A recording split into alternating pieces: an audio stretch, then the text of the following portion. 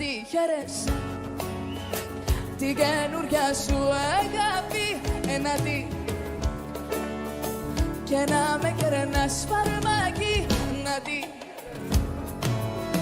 όμως μακριά από μένα γιατί αγάπη μου στα έχω ξανά υπομένα αν ποτέ σε δω αγκαλιά με εκείνη κάπου θα πω τρελαθώ και τα πιο μέχρι θανάτου κι αν ποτέ σε δω αγκαλιά με εκείνη κάπου θα πω τρελαθώ και τα πιο μέχρι θανάτου λοιπόν να τη χαίρεσαι την καινούρια σου αγάπη να τη χαίρεσαι και να με κερνάς φαρμάκι.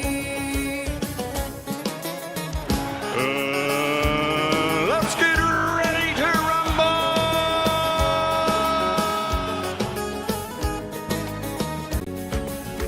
Να τη χαίρεσαι την καινούρια σου αγάπη να τη και να με κερνάς φαρμάκι να τη όμως μακριά από μένα γιατί αγάπη μου στα έχω ξανά υπομένα.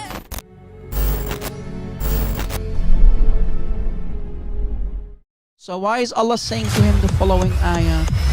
Stay away, ya Muhammad, from idols. You're supposed to be a follower of Jesus, and you're using words like that. Well, And it's you not my expect people to words. believe it's sincere. It's not my words. It's the words of Allah. Are you embarrassed of Allah?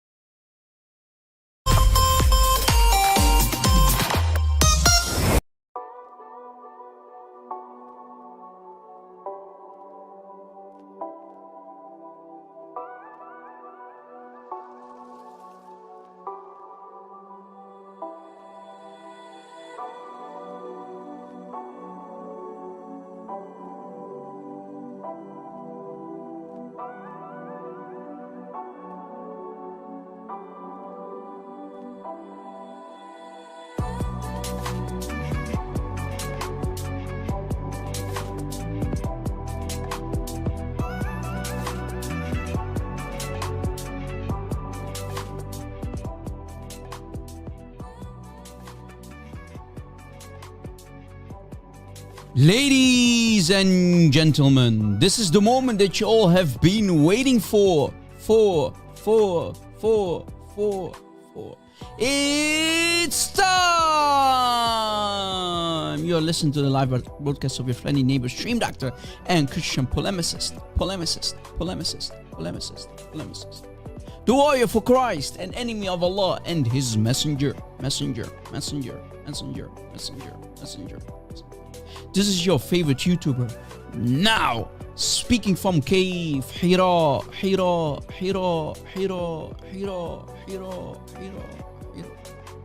Rob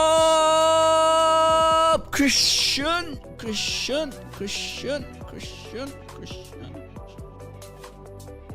Please fasten your seatbelts because we are live, baby. We are back, baby. Let's go.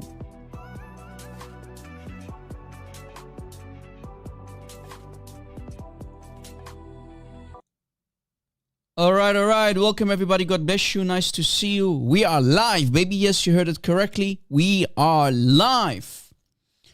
All right. I'm ready, baby. That means all of you must be ready as well. Today's topic is very, very interesting. I love this topic. I love talking about early Islam. It's a very disturbing topic, and you see the bloodstains here already on the screen. The topic the assassination, the murder, the killing of Caliph Uthman ibn Affan at the hands of the early Muslims. Remember, according to Islam, Islam is the final religion. And the early Muslims, and specifically the three first generation of Muslims, are the best of creation according to Muhammad. Yet immediately after the death of Muhammad, Muslims started to kill each other left and right. Killing each other left and right. Yet Muslims always say about the Sahaba, radiyallahu anhum. May Allah be pleased with the Sahaba. These evil murderers, these killers, these murderers, may Allah be pleased with them. Right? May Allah be pleased, these murderers. Makes sense if Allah is Satan, though.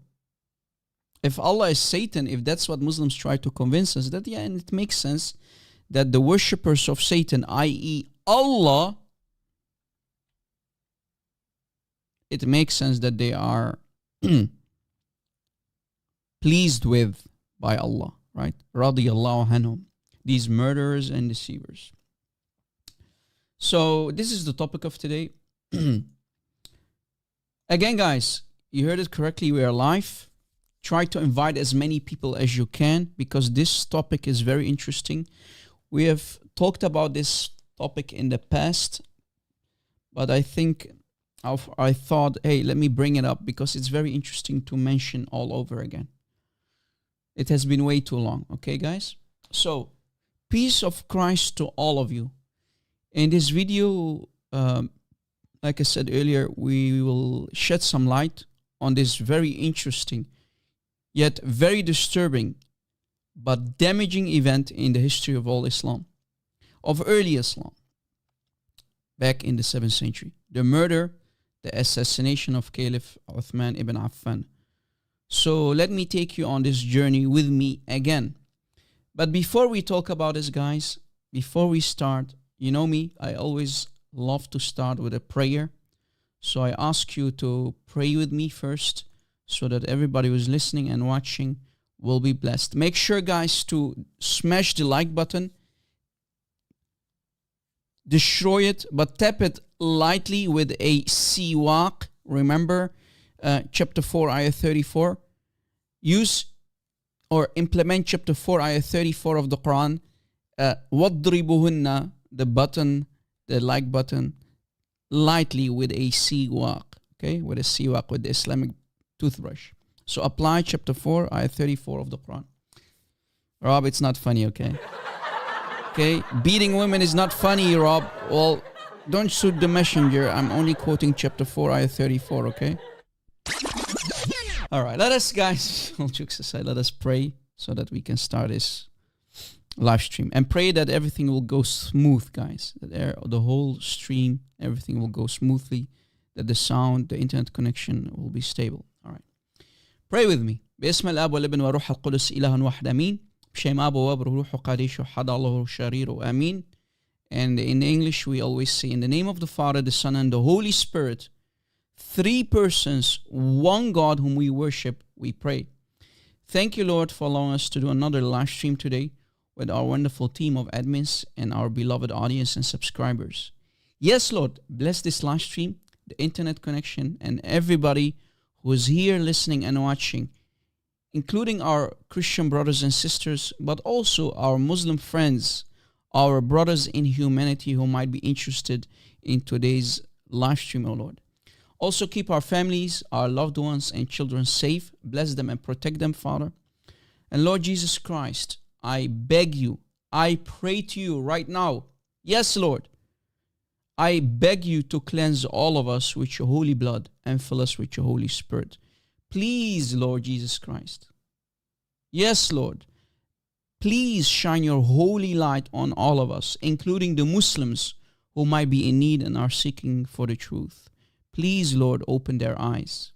Jesus Christ, draw these poor victims of Islam, these truth-seeking Muslims out there, to your feet so they might know you, the real you, not the fake Isa, whom we do not know who he is. The real Yeshua al-Masih, Yeshua al-Masih, as we call him in the Arabic. Everything for your glory, O Son of God. You are the Father's heart. You are the love of the Spirit. O Lord of Lords, O King of Kings, my Lord, my Savior, Christ, fill me with your Holy Spirit. Bless my throat and loosen my tongue today and guide me so I can speak the truth, nothing but the truth, without any error or any shame. And Lord, give us wisdom and courage to do whatever needs to be done in your holy name, O Jesus Christ. Your name above all names we pray. Amen. Amen. Welcome everybody. Speaking from Cave, Hira. We are live. We are back, baby. Let's go. Welcome everybody. Yes, you heard it correctly. We are live. Again, today's topic could be very interesting for a lot of people. This is basically a documentary. This live show is a little bit different than you may be used to. We're going to talk about the assassination of Uthman. We've talked about this in the past, but it has been way too long. So I thought, let me bring it up one more time, once more, so that people can take notes and learn how evil, how bloodthirsty the early Muslims were. And specifically when Uthman was Caliph, during the rule of Caliph Uthman, they call him Amir al-Mu'mineen, right? The prince of the Ummah, the ruler of the Ummah, Uthman, who happened to be the third Caliph, right? First you had Abu Bakr, then Abu Bakr died, Omar came into power, then Uthman died after being assassinated, and then Ali came in power, and those four are called the rightly guided caliphs, right? The rightly guided caliphs, the four rightly guided caliphs, right?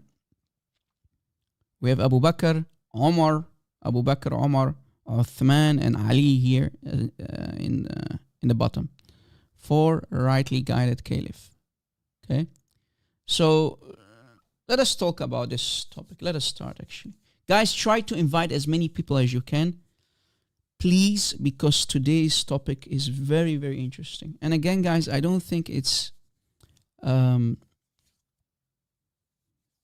smart to open Skype, because I'm not here to debate for today. I'm here to do a documentary. This is a series among many series. Maybe in the past we'll also talk about other things like the Battle of the Camel, which is also a very interesting topic.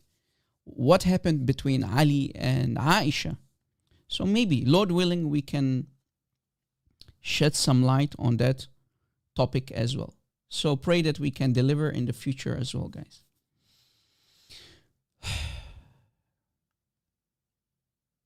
Lord willing, we can introduce more videos in the future regarding early but damaging events of Islam, which we can find in the Muslim sources.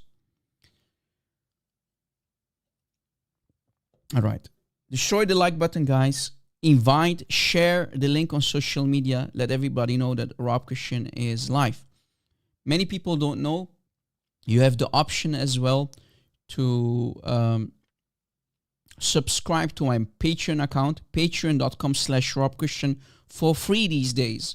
Patreon allows you to become a free member, because often YouTube does not push out notifications, guys, that Rob Christian is going to go live. So to be smart, adapt, because my channel is always shadow banned, and I'm often banned on TikTok as well. So the Bible teaches us to be as wise as snakes, right? So let us adapt, because I don't like to be silenced. But so now and then we have to adapt, and we have a beautiful platform like Patreon, where you can subscribe as free member, and you'll get then an email ahead of time when I am going to go live. So let us use it and abuse the system, and adapt to the shadow banning of Rob Christian. All right. Again, this live show is about the assassination, the murder of Uthman ibn Affan. All right. Uthman ibn Affan. Guys, are you ready? Because I am ready, baby. Let us start. If I'm ready, you must be ready. Share, share, share. Invite, guys. Come on. Come on, baby. I know you can do better, guys. Here it says 148 people watching and only around 41 likes. Are you serious, guys? You're kidding me, right? Oh, okay, I refresh and now it's more than 100 likes. Okay, you can do much better, guys. Come on. Muslims, if you love Muhammad, your prophet, then destroy the like button as well. If you don't love him, then don't like. Yeah. All right, guys. Yeah, Rob, you're funny, Rob. Yeah, I know. Guys, have you, by the way, before we start, have you watched my live stream yesterday with Brother God Logic? Brother God Logic invited us to do a live stream yesterday with him. And boy, oh boy, we did some nice cooking. Were you there? Have you watched it? Man, it was an awesome live show, man. So, and glory to Christ, no Muslim had any answer. And even in the end of the live show, a Muslim decided to leave Islam, and he asked us, the kuffar, the Christians, to pray for him. So, man, that was awesome. What a live show that was.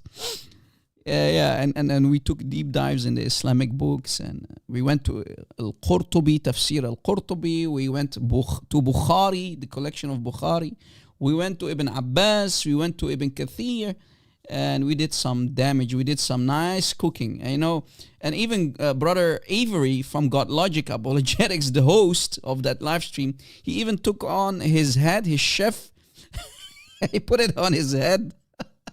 That was funny, man. Anyway, so glory to Christ, you know. Every week Muslims are leaving Islam because of the amount of cooking that we're doing. So glory to Christ. Pray for these truth-seeking Muslims out there, because I believe that there are many out there who are willing to use their brains and see how evil this cult is. See how evil this man-made cult is. That is literally built on bloodshed, murder and assassination. The early Muslims used to unalive and kill each other left and right. Only in 2 battles, guys, in 2 major battles, the Battle of Siffin and the Battle of the Camel, more than 80,000 Muslims got butchered, assassinated and killed. Imagine, 2 early battles. 80,000 Muslims got killed by other Muslims, not even Christians. Imagine. This is immediately after the death of Muhammad, guys. So what does that say about Islam? What does that say about the legacy of the false prophet Muhammad? All right, guys? So let us talk about... Let us start. Let us talk about the assassination, the murder of Uthman. Right.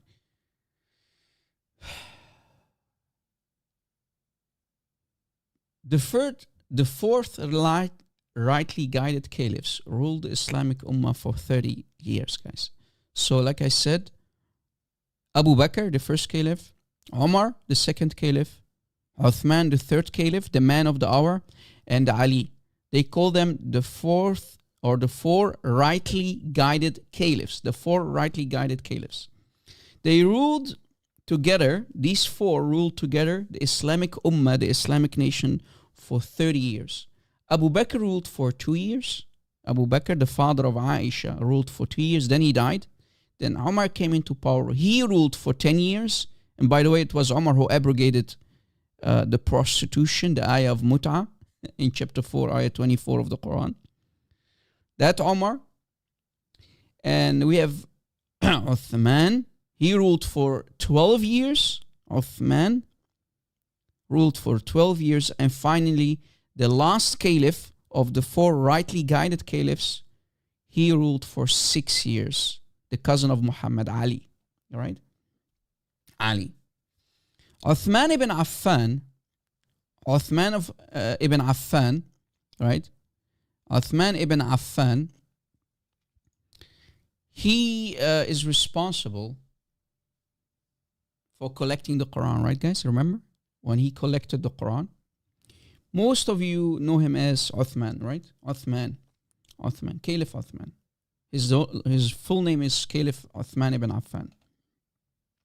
He ordered Zayd ibn Thabit to collect the Quran, and then when he ordered the Quran to be compiled, collected and compiled, he ordered the Quran to be burned, right? To be burned. All the existing manuscripts had to be barbecued after sending all of these 5 copies to the 5 different regions, as you see here. In the 7th century, so when the Quran got compiled, 5 copies were created. They were sent to 5 cities: Medina, Mecca, Basra, Kufa, and Damascus. Damascus. Right? You know, some info. And because Uthman burned the original manuscript that used to be collected on bones, wood, stones, even stones,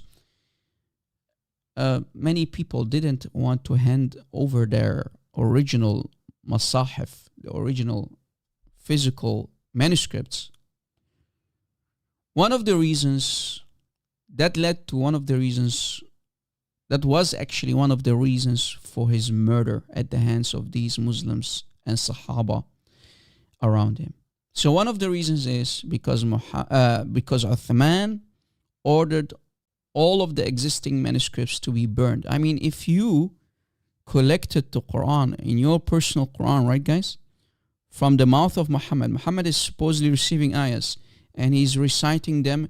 You know what? Jibreel just told me that chapter 5, ayah 101 just came down. Write it down, yeah, Abdullah bin Mas'ud. So Abdullah bin Mas'ud or Ubay bin Ka'b, they wrote it immediately down in their masahif, right? Some of them tried to memorize it, and they died, you know, in the battle of Al-Yamama. The battle of Yamama. Don't confuse it with your mama. Not your mama, Yamama. And they took a lot of ayahs that they memorized with them in their graves. So a big chunk of the Quran, they took it with them in their graves. And even the son of Omar said, don't claim that you have the entire Quran. Only say what you have, what survived. And we can find this in authentic hadith, by the way.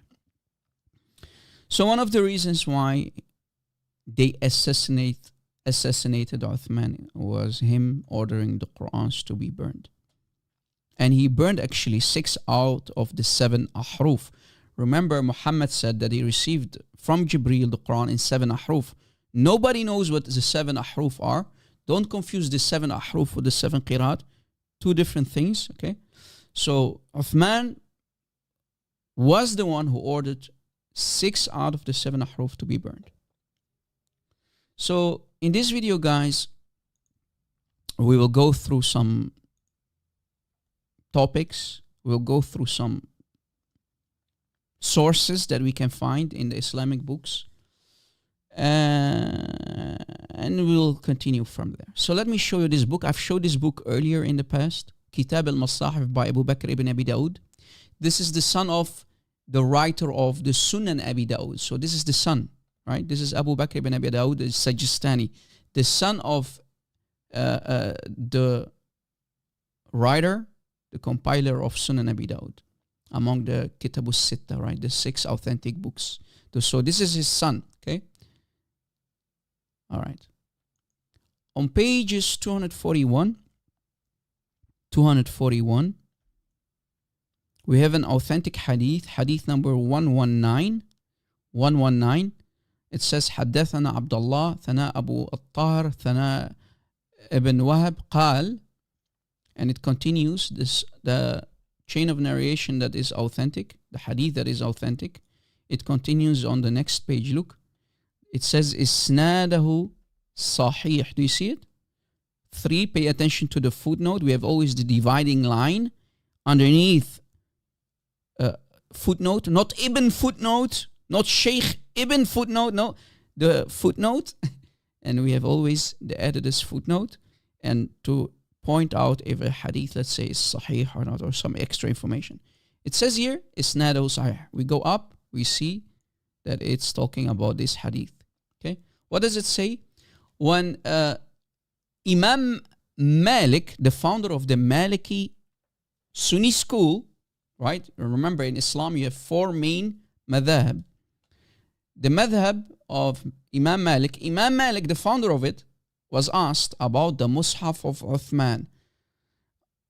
Imam Malik was asked about the Mus'haf of Uthman. عن مصحف عثمان رضي الله عنه. فقال لي, Malik told him, Imam Malik told him, ذهب. What does it mean, Rob? It means, according to Imam Malik, the Quran of Uthman, the manuscript of Uthman, does not exist anymore. It's gone. Gone with the wind, as you see on the screen. Do you see it? So guys, even early Muslims in the 8th century after Uthman, like Imam Malik, the Imam Malik said in this authentic hadith that the Mus'haf of Uthman, the physical copy, the manuscript of Uthman, the original, it's gone. It does not exist anymore. Guys, invite, destroy the like button, apply chapter 4, ayah 34 on it, destroy it, beat it with, tap it lightly with a siwak. Gone with the wind, brother. Exactly, RJ. Guys, forgive me if I did not mention your names today, but Dragon the Nearest, Brother Phil, Andrew, all of you guys, thank you for being here, the admins, everybody. You are my dear brothers and sisters. You have been with us for so many years now. I can't thank you enough, guys. Admins, audience, supporters, thank you so much for allowing our ministry to grow, because we have so much work to do, guys.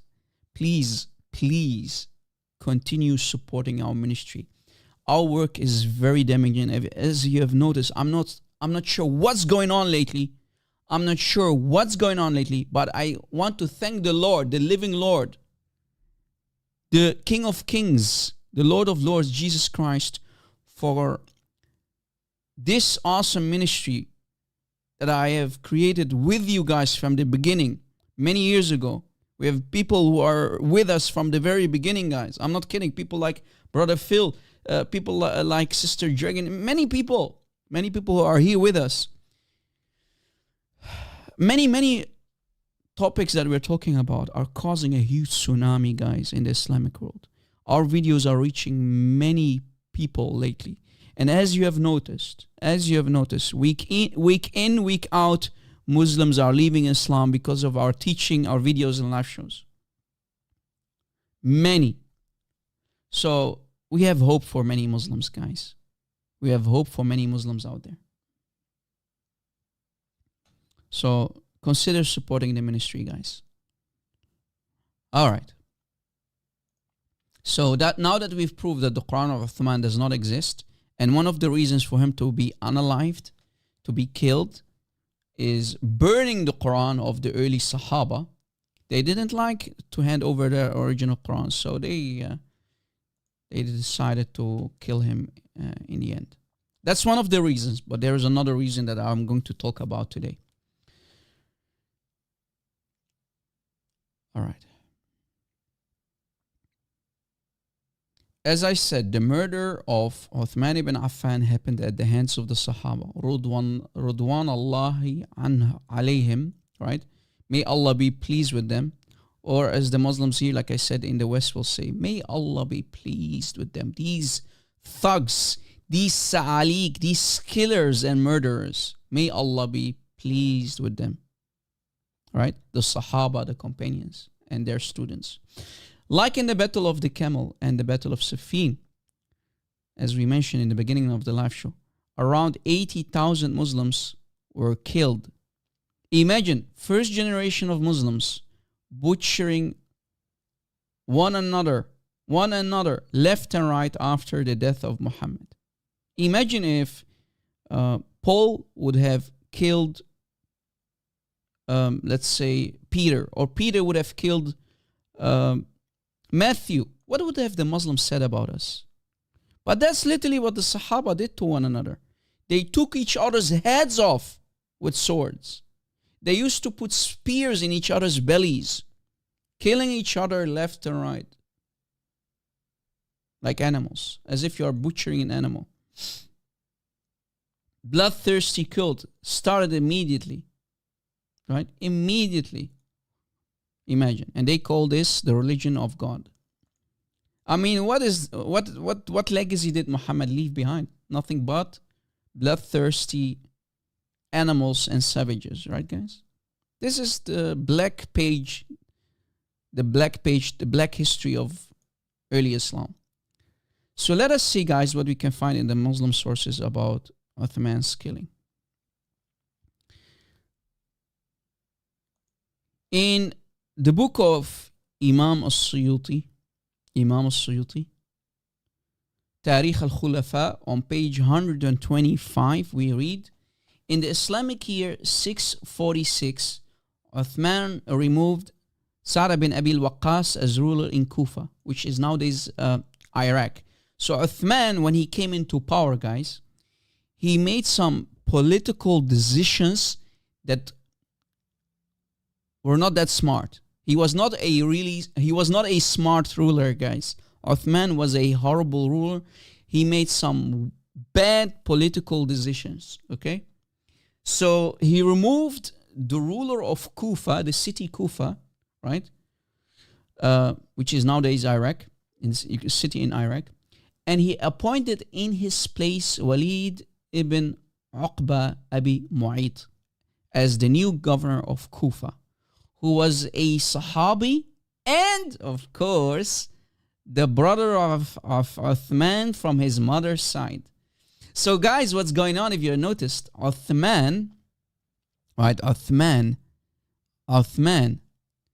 always putting his own family members on important positions. So he's giving power to his own family member over other people. And that was one of his main reasons, to make his family rule the ummah. Right, guys? So he made really bad decisions, political decisions, as the Caliph of the ummah, right? The Caliph of the Islamic nation. And many people hated him for that. I mean, why would you point your own family? To keep it in a family, to keep the power in his family. Right? So he put his own brother as the new governor of a very important city like Kufa. It was a big city, a very important city in the Islamic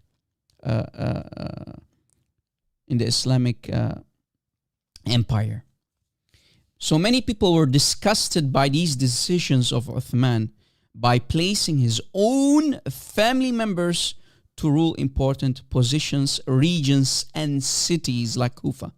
It is said that this same Walid used to lead Muslims. He used to lead many Muslims in prayer while being in a drunk state.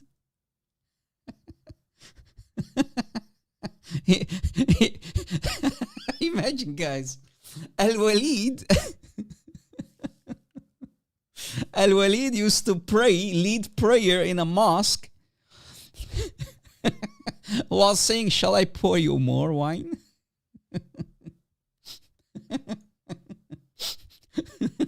Sorry, guys. So imagine Sahaba praying in the mosque while being drunk. And we actually have a hadith for it. Look, I have a hadith so that Muslims don't call me a liar. In Sahih Muslim, look. Sahih Muslim 1707a, it says, Bin al-Mundhir Abu Sassan reported, I saw that Al-Walid was brought to Uthman ibn Affan as he prayed 2 rak'ahs of dawn prayer, and he said, "May I pour you more? May I make an increase for you?" Meaning referring to wine, guys. Right? Imagine he's leading the prayer and he's asking people, "Shall I pour you more wine?" while praying. So what did they do, guys? They brought him and he got flogged. They flogged him for leading the prayer while being drunk. Do you see it? And he got flogged.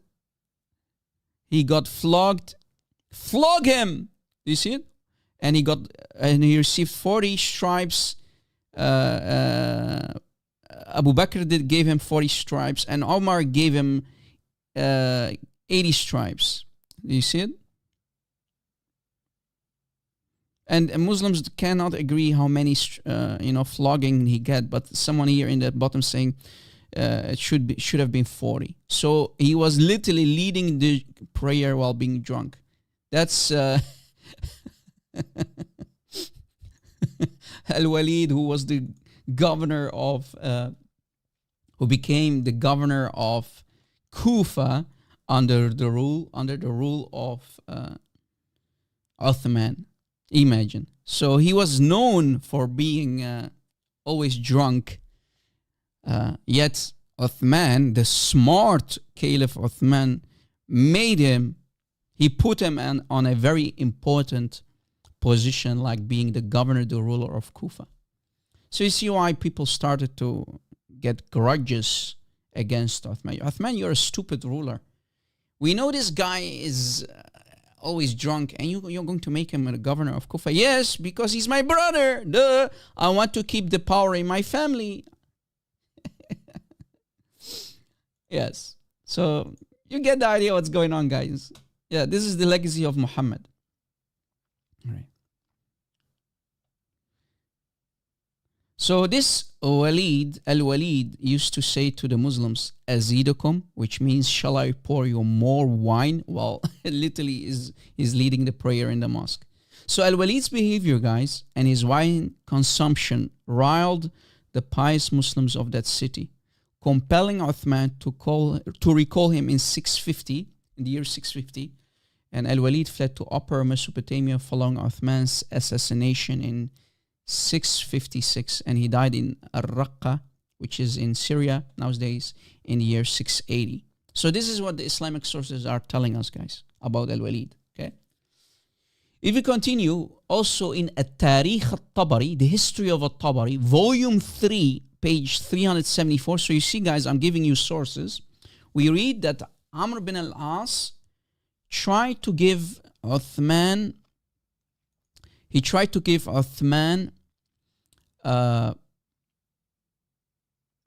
some important political advice, right?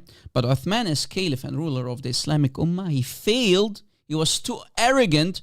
He was too proud to accept such important political matters and took failure decisions which led to his killing later. Uthman was known as an arrogant and foolish ruler, which in the end resulted in him being assassinated at the hands of Muslims who rebelled against him. So what happened is, guys, Uthman's house was besieged by rioters for several reasons. Chief of these being the appointment of his relatives, right? The Banu Umayyah as governors of key Islamic provinces.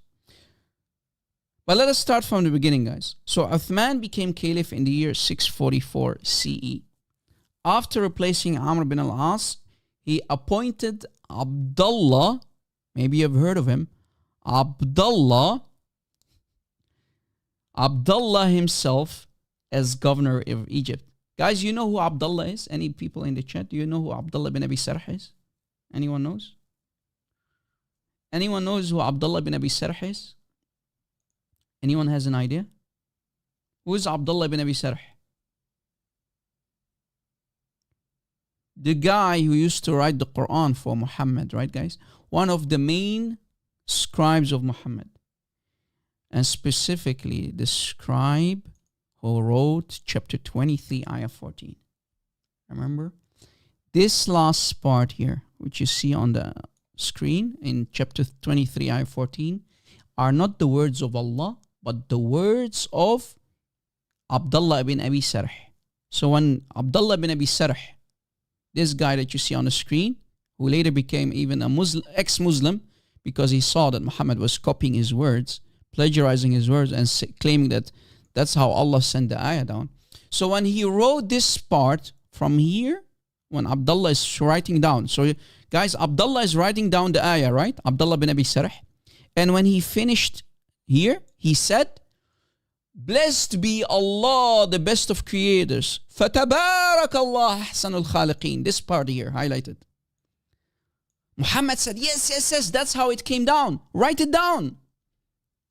And then Abdullah bin Abi Sarh was like, what? So you see, guys, this is Abdullah bin Abi Sarh. He's writing down the Quran for Muhammad, right? He's one of the scribes. And he became a scribe. And Muhammad here on the left in the green, so this is Muhammad with the big fat belly. He said, write down chapter 23, ayah 14. Write down Surah Al-Mu'minun, right? The believers, chapter 23, ayah 14. And then, so Muhammad is commanding him to write down the ayah about the embryology stages, which is, by the way, stolen from Prophet Galen, the famous old Greek scientist. Prophet Galen, may Allah's prayer be upon him, who Muhammad plagiarized from, right? And of course it's wrong because Galen was wrong, which means if Muhammad is wrong, Galen is wrong, then Allah is wrong. But anyway, Prophet Galen, remember, we've talked about it in the past, the scientific mistake in chapter 23, ayah 14, describing supposedly the embryology stages, right? So one, Abdullah bin Abi Sarh was writing the ayah down, 23:14, this ayah. He said, blessed be Allah, the best of creators. And Muhammad said to him, yes. That's how it came down. Look, as you see on the screen, guys, you're seeing it on the screen. Abdullah ibn Abi Sarh said, so blessed is Allah, the best of creators. And Muhammad here says, write it down. Yes, that's how it was. Send it to me. This is how Jibreel sent it to me. Because Muhammad loved the words of Abdullah bin Abi Sarh. And it fits the rhyme of the Quran. Remember, the Quran is nothing but a rhyme. It's poetry. It rhymes. Abdullah bin Abi Sarh on the right says, this is nothing but a joke. These are my own words. These are my words. If Muhammad is a prophet, if Muhammad claims to be a prophet, then I am a prophet as well, because these are my words. Right? These are my words. So if Muhammad claims that this is divine inspiration, then I am receiving divine inspiration as well. So you notice that Muhammad is a big fat liar. Like Muhammad was always plagiarizing the legends of the Jews, the Asatir al-Awwaleen, and the legends of the Christians, claiming that this is divine inspiration from God. Yet these legends are created by Christians and Jews. And remember, Muhammad's one of his nicknames is the ear. And even in the Quran, we see that people are accusing of Muhammad, accusing the false prophet of Islam to be nothing but a mad poet, Sha'ar Majnoon. These are Asatir al-Awwaleen. Ya Muhammad, you're a big fat liar. You're only repeating, you're an ear. Whatever you hear, you put it in the Quran. So Abdullah ibn Abi Sarh was like, hey,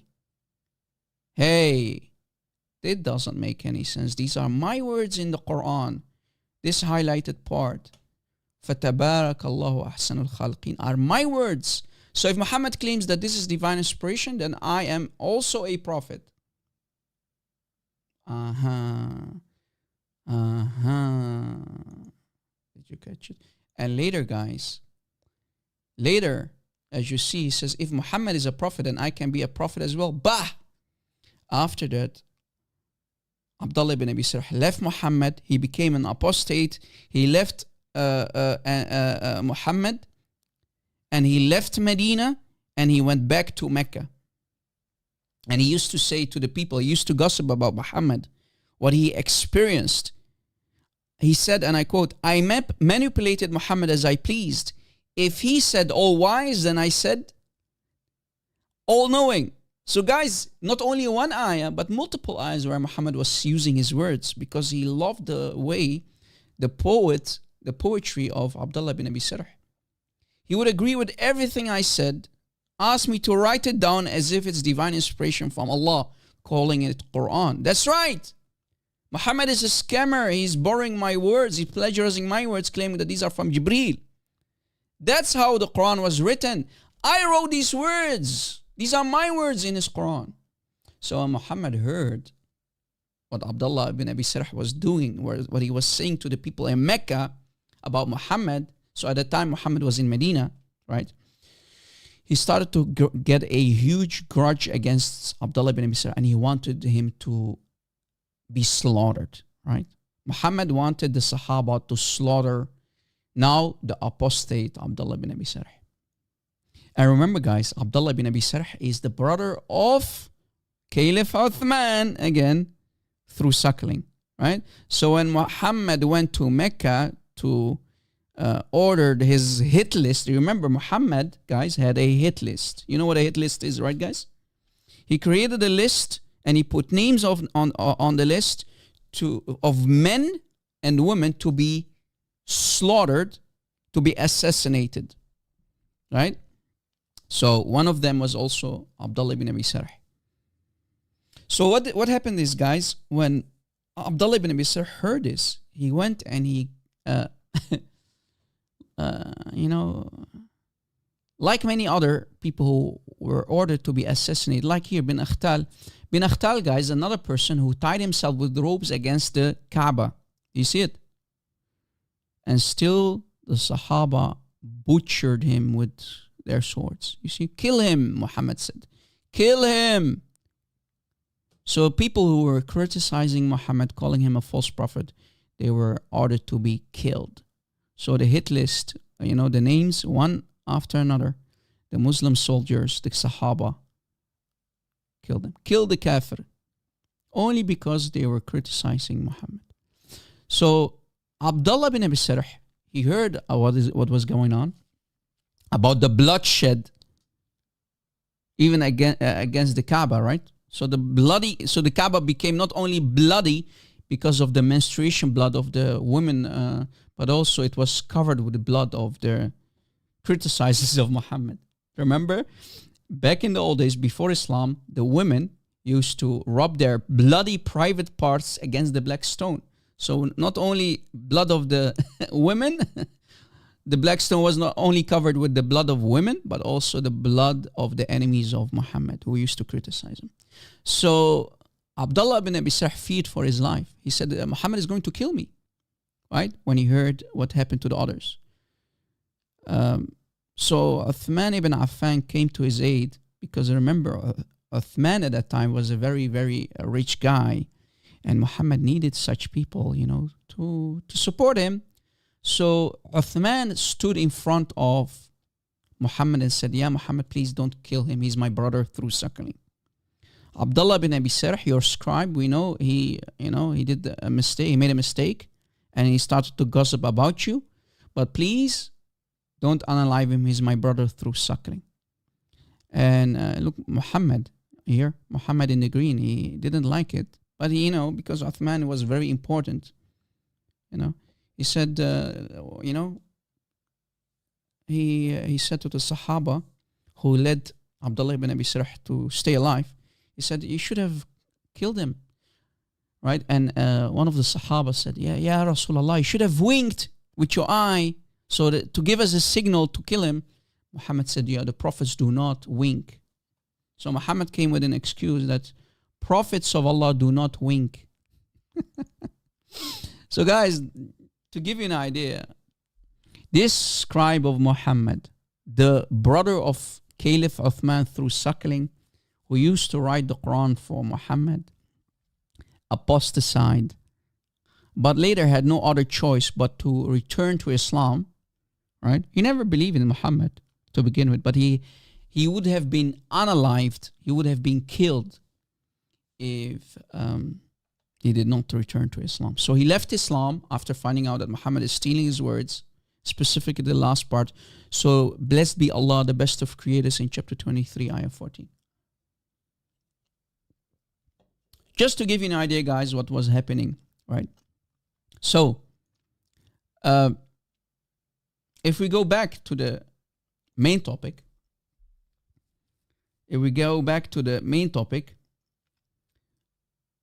after the death of Umar, after the death of Abu Bakr, and after the death of Muhammad, when Caliph Uthman came into power, he also appointed his brother, this brother that you see on the screen, right? the scribe of Muhammad, who happens to be the brother of Uthman, he appointed him as the governor of Egypt. Again, placing one of his own brothers on an important position, a high position in the Ummah. Imagine, guys, an ex-Muslim who became the governor of Egypt under the rule of Uthman, by Uthman, always putting his own brothers, his own family members on important positions, right? Funny stuff. Funny stuff. So,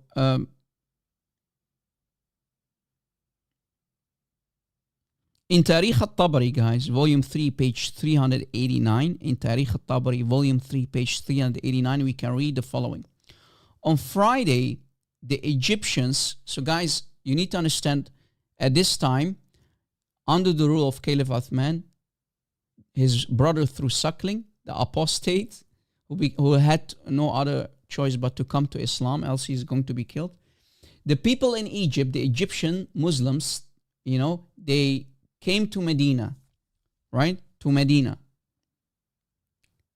When Uthman was leading the Muslim prayers, when Uthman was leading the Muslims in prayer, climbing the minbar of the mosque, Uthman started to throw curses at the people of Egypt. Why? Because he heard that they were criticizing his brother, Abdullah ibn Abi Sarh. They were criticizing him. They didn't like him to be the ruler, the governor of Egypt. So Ali ibn Abi Talib, guys, Ali ibn Abi Talib, the cousin of Muhammad, asked Uthman, Ya Amir al-Mu'mineen, O Caliph Uthman, why are you cursing these people from Egypt? They came to talk to you. Why are you cursing them? Ali asked Caliph Uthman. Why are you doing that, ya Uthman? Why are you cursing these people from Egypt? Why are you cursing these people in such a way? They came to complain to you about Abdullah ibn Abi Sarh, right? About Abdullah ibn Abi Sarh, the scribe of Muhammad. And they came to complain and ask you, a request to you, to replace him as the governor of Egypt. So they are asking you to replace him, and not a man for another man. So what's the issue? Why are you not, taking their advice? So, Uthman had no other choice, and he accepted their advice, their choice to replace Abdullah bin Abi Sarh, right? Abdullah bin Abi Sarh, to choose a new governor of Egypt. And their choice was Muhammad ibn Abi Bakr, the son of the father of Aisha, Abi Bakr. So they wanted Muhammad ibn Abi Bakr to become the governor of Egypt.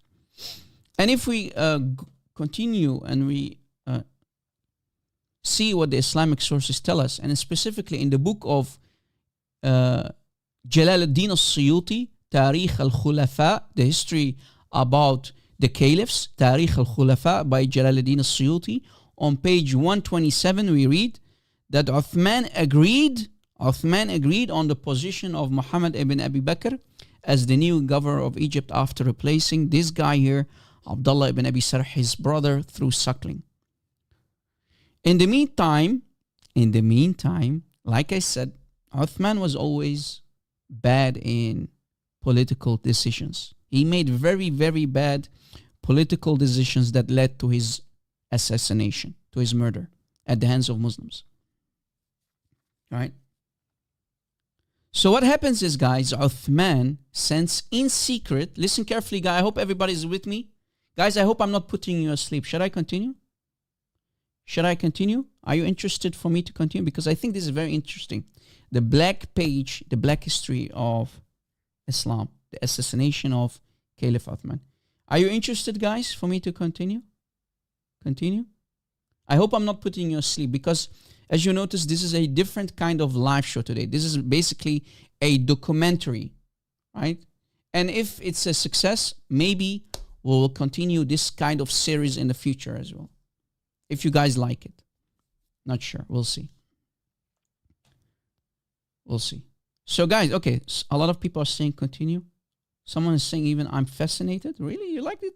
You likey, Mikey? Okay, beautiful. Beautiful. Rama is asking, is there any caliph that is not assassinated? Pretty much no. Most of them got assassinated. Because remember, Islam is all about power, hunger for power. And as you notice, Caliph Uthman is putting his own family members, his own brothers, on important positions to keep it in the family. It has always been about power, not because Islam is such a true religion. Islam is nothing but a bloodthirsty political ideology. That's it. It's not a religion. It's not from God. Okay? Because Muhammad himself was a warlord. He loved to be worshipped. Momo loved to be worshipped, and he liked to be a warlord. Remember when he became powerful enough? He got in himself an army and he attacked Mecca.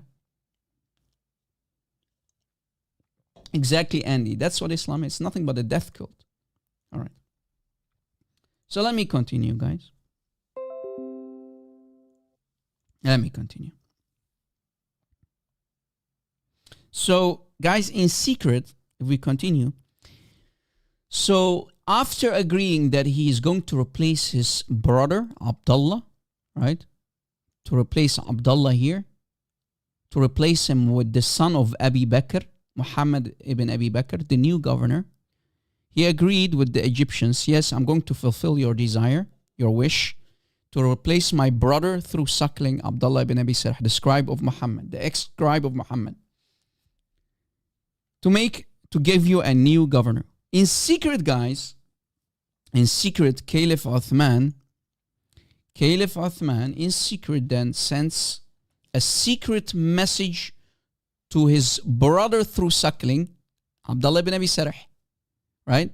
A secret message, and he sends a messenger, a young boy, riding a camel for 3 days, trying to reach his brother through suckling, Abdullah ibn Abi Sarh, to reach him in Egypt.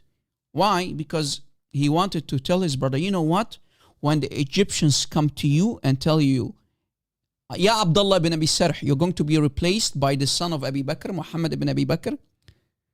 If they come to you, slaughter all of them. That's what the message was that the boy was carrying with him to Abdullah ibn Abi Sarh from Caliph Uthman. So guys, in secret, what's going on here is, guys, we have a secret plot, right? A secret message, a secret assassination letter. Secret letter. A boy who is riding the camel is going from, on the command of Caliph Uthman, going to Egypt carrying this secret message. If the Egyptians come to you, slaughter all of them and stay at your position. Oh, my brother, through suckling, Ya Abdullah ibn Abi Sarh. A secret letter. Okay? But what happened next is very interesting. Guys, what happens next is damaging and very, very bad for Caliph Uthman. And that led to his assassination, guys.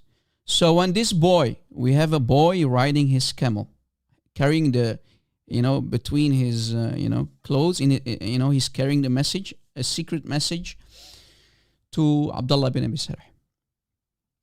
When the boy is almost reaching Egypt, he was halted.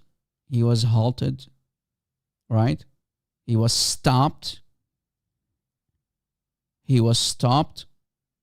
And they found a hidden message being carried by him, by the young boy driving his camel, the messenger, right? He was stopped by the companions of Muhammad bin Abi Bakr, the son of Abi Bakr, the father of Aisha. So they discovered the secret message to Abdullah bin Abi Sarh. If the Egyptians come to you to replace you, slaughter all of them. That's what the letter of Caliph Uthman said to his brother Abdullah bin Abi Sarh. So they started to question the young boy who carried the message. Where are you going? Boy, hey boy, where are you going and what are you carrying with you? It looks as if you're running from someone, boy. The boy answered, who carried the secret message of Caliph Uthman.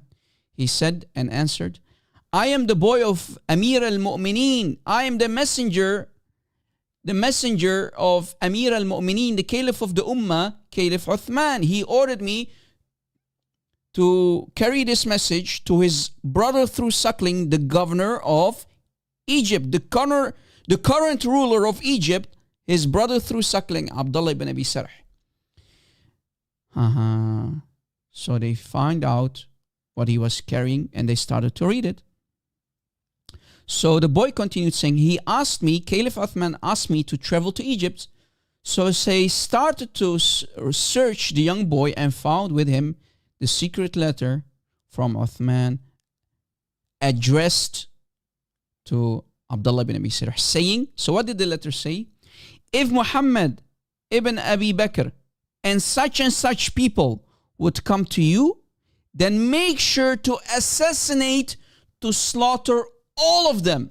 So when Muhammad ibn Abi Bakr, the son of Abi Bakr, the brother of Aisha, found out that he's about to be slaughtered when he goes back to Egypt, to be slaughtered by the brother of Caliph Uthman through suckling, the current ruler of Egypt, who is about to be replaced by Muhammad ibn Abi Bakr, he became furious. Right? He became furious. So we conclude that Uthman didn't like to replace his brother. He didn't like the idea to replace his own brother through suckling, but rather see Muhammad ibn Abi Bakr be killed instead. What an evil son of Satan Caliph Uthman is, right guys? Caliph Uthman, like his prophet, was one evil son of Satan and a very evil ruler who wanted to keep everything in the family. All the power to be kept in the family. Now, guys, are you slowly getting it? Why? What of the main reasons was for the assassination of Caliph Uthman? That's the one. Okay, RJ is getting it. Beautiful, guys. I hope I'm not making it too boring for you guys. I'm trying to go in details to teach you the black page, the black history of the early Sahaba and what happened to Caliph Uthman. So guys, I want you to be focused. Exactly. Stay focused at all times, guys. Thank you, Dragon in ears. God bless you. So if we continue, guys. If we continue.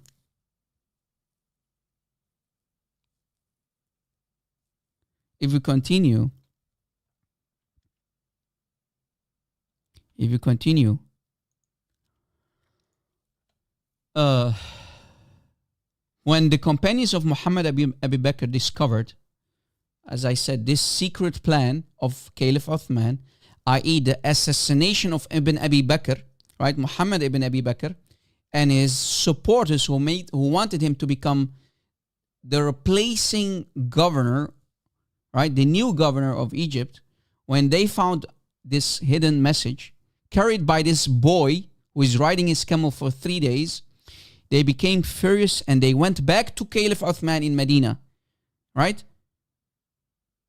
To question him, to question Uthman. Is this your letter? Is this your plan that you've been cooking to kill all of us, to slaughter all of us, just because we want to get a new governor of Egypt to replace your brother through suckling? So they guarded Ali. So they went to Ali, they went to Talha. These are famous companions, guys. If you don't know them, you really need to do some homework. And I'm talking to the Muslims who are listening as well. So they guarded Ali, the cousin of Muhammad. Talha, another famous companion of Muhammad. Az-Zubayr, who by the way did mut'a with another sister of Aisha, Asma bint Abi Bakr. That Az-Zubayr, and his son is a product of mut'a, Abdullah bin Az-Zubayr. That Az-Zubayr, okay? And also Sa'ad, another companion, who were all known as the famous companions of the Prophet of Islam, the fake prophet of Islam, Muhammad. So Muhammad bin Abi Bakr and the Egyptians showed them the secret plan, the secret assassination plan, which they found being carried by the boy, the secret plan to assassinate Muhammad ibn Abi Bakr and the supporters of the new appointed governor, Muhammad bin Abi Bakr, the son and the brother of Aisha. Imagine. So Uthman wanted to kill the brother of Aisha. Imagine. Okay. Now, people of Medina started to look strange at Uthman. Yeah, Uthman, you're one evil son of Satan. You son of a bitch! You want to kill the son of Abu Bakr? The brother of Aisha? Well, before that, you accepted the request that he is going to become the new ruler of Egypt, replacing your brother, Abdullah ibn Abi Sarh. As we mentioned earlier, guys, Uthman made a very, very poor decision which led to his killing. Now, what happens next is very interesting, guys. So Ali radiallahu anhu, Ali, may Allah be pleased with him, the cousin of Muhammad, confronted Uthman and told him, is this your boy? Is this the boy that you have sent with the secret plan to Egypt, to your own brother? When Muhammad ibn Abi Bakr arrives there with his supporters to replace your brother, is this the boy that you sent to assassinate this group of people? Uthman said, yes, it's him. This boy is my messenger. I sent him. And is this camel yours? Is this the camel that he was driving yours? Uthman again answered, yes. So he's coming clean, right, guys? Uthman said, yes. This is my camel. This is my boy that I sent. So he's coming clean. He has no choice. And you wrote this letter? Uthman then lies and denies it. And he said, no, I didn't write this letter. And he even swore by Allah that he not write it. So he's lying now. First he's, saying, this is my camel, this is my messenger. And then he's lying. Imagine. The Sahaba, radiallahu anhum, the Sahaba like Caliph Uthman, may Allah be pleased with them, are a bunch of liars and deceivers. Duh! They worship Allah, the best of deceivers. Chapter 3, ayah 54. What can we expect? Muhammad was a big scammer, a liar, a fake prophet. What can we expect from his Sahaba? So he was busted, exactly. So he has no other choice but to do taqiyya. His life is in danger, remember? When your life is in danger, you're allowed to lie. Anyway. So he denies, he lies, and he says, no, I wasn't the one who gave this letter. I wasn't the one who wrote this letter, right? So he denies it completely. So Ali continued questioning him. So how does your boy, Ali said, Ali, the cousin of Muhammad, so how does your boy, your messenger, this little boy, with your camel and your seal, because remember when they used to write letters, they always used to put a seal on it. A seal on the letter to know who sent the letter, right? And we have, a stamp, a seal on the letter. And this cannot be any other people's seal but the Caliph. It's immediately recognized. I mean, he's the ruler of the Ummah. Caliph Uthman, guys, he is the ruler of the Ummah. So his seal will be immediately recognized. And when Ali is looking at the letter, he says, hey, this is your seal. Caliph Uthman, you're a big liar. You're a deceiver. This is your letter that you sent to Egypt to your own brother to assassinate the son of Abu Bakr, Muhammad bin Abi Bakr, right? The brother of Aisha, who is going to replace your own brother through suckling. And you claim that you don't know about this letter? This is your seal. And then Uthman denies it again and started to swear by Allah, I, Uthman, did not write this letter, and I did not command anyone with it. It wasn't me who sent this boy to travel to Egypt. So he denies it again completely. In other words, Uthman is lying about the whole thing. While we know that he was the one who sent the boy with the secret assassination plan. Later, the people discovered that the handwriting was the writing of Marwan. So Uthman had no other choice but to deliver the writer or the scribe of this letter to be handed over to the Muslims. Imagine, guys, instead of coming clean,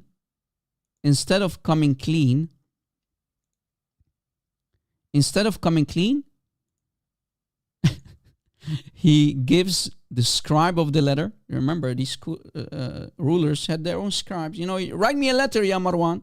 So instead of coming clean, he points fingers. He says, Marwan did it. Poor Marwan, an innocent scribe, was given the blame. So Uthman told Marwan then in secret to flee. Before they caught Marwan to kill him, Uthman told Marwan to flee. As you see, Uthman was not that smart.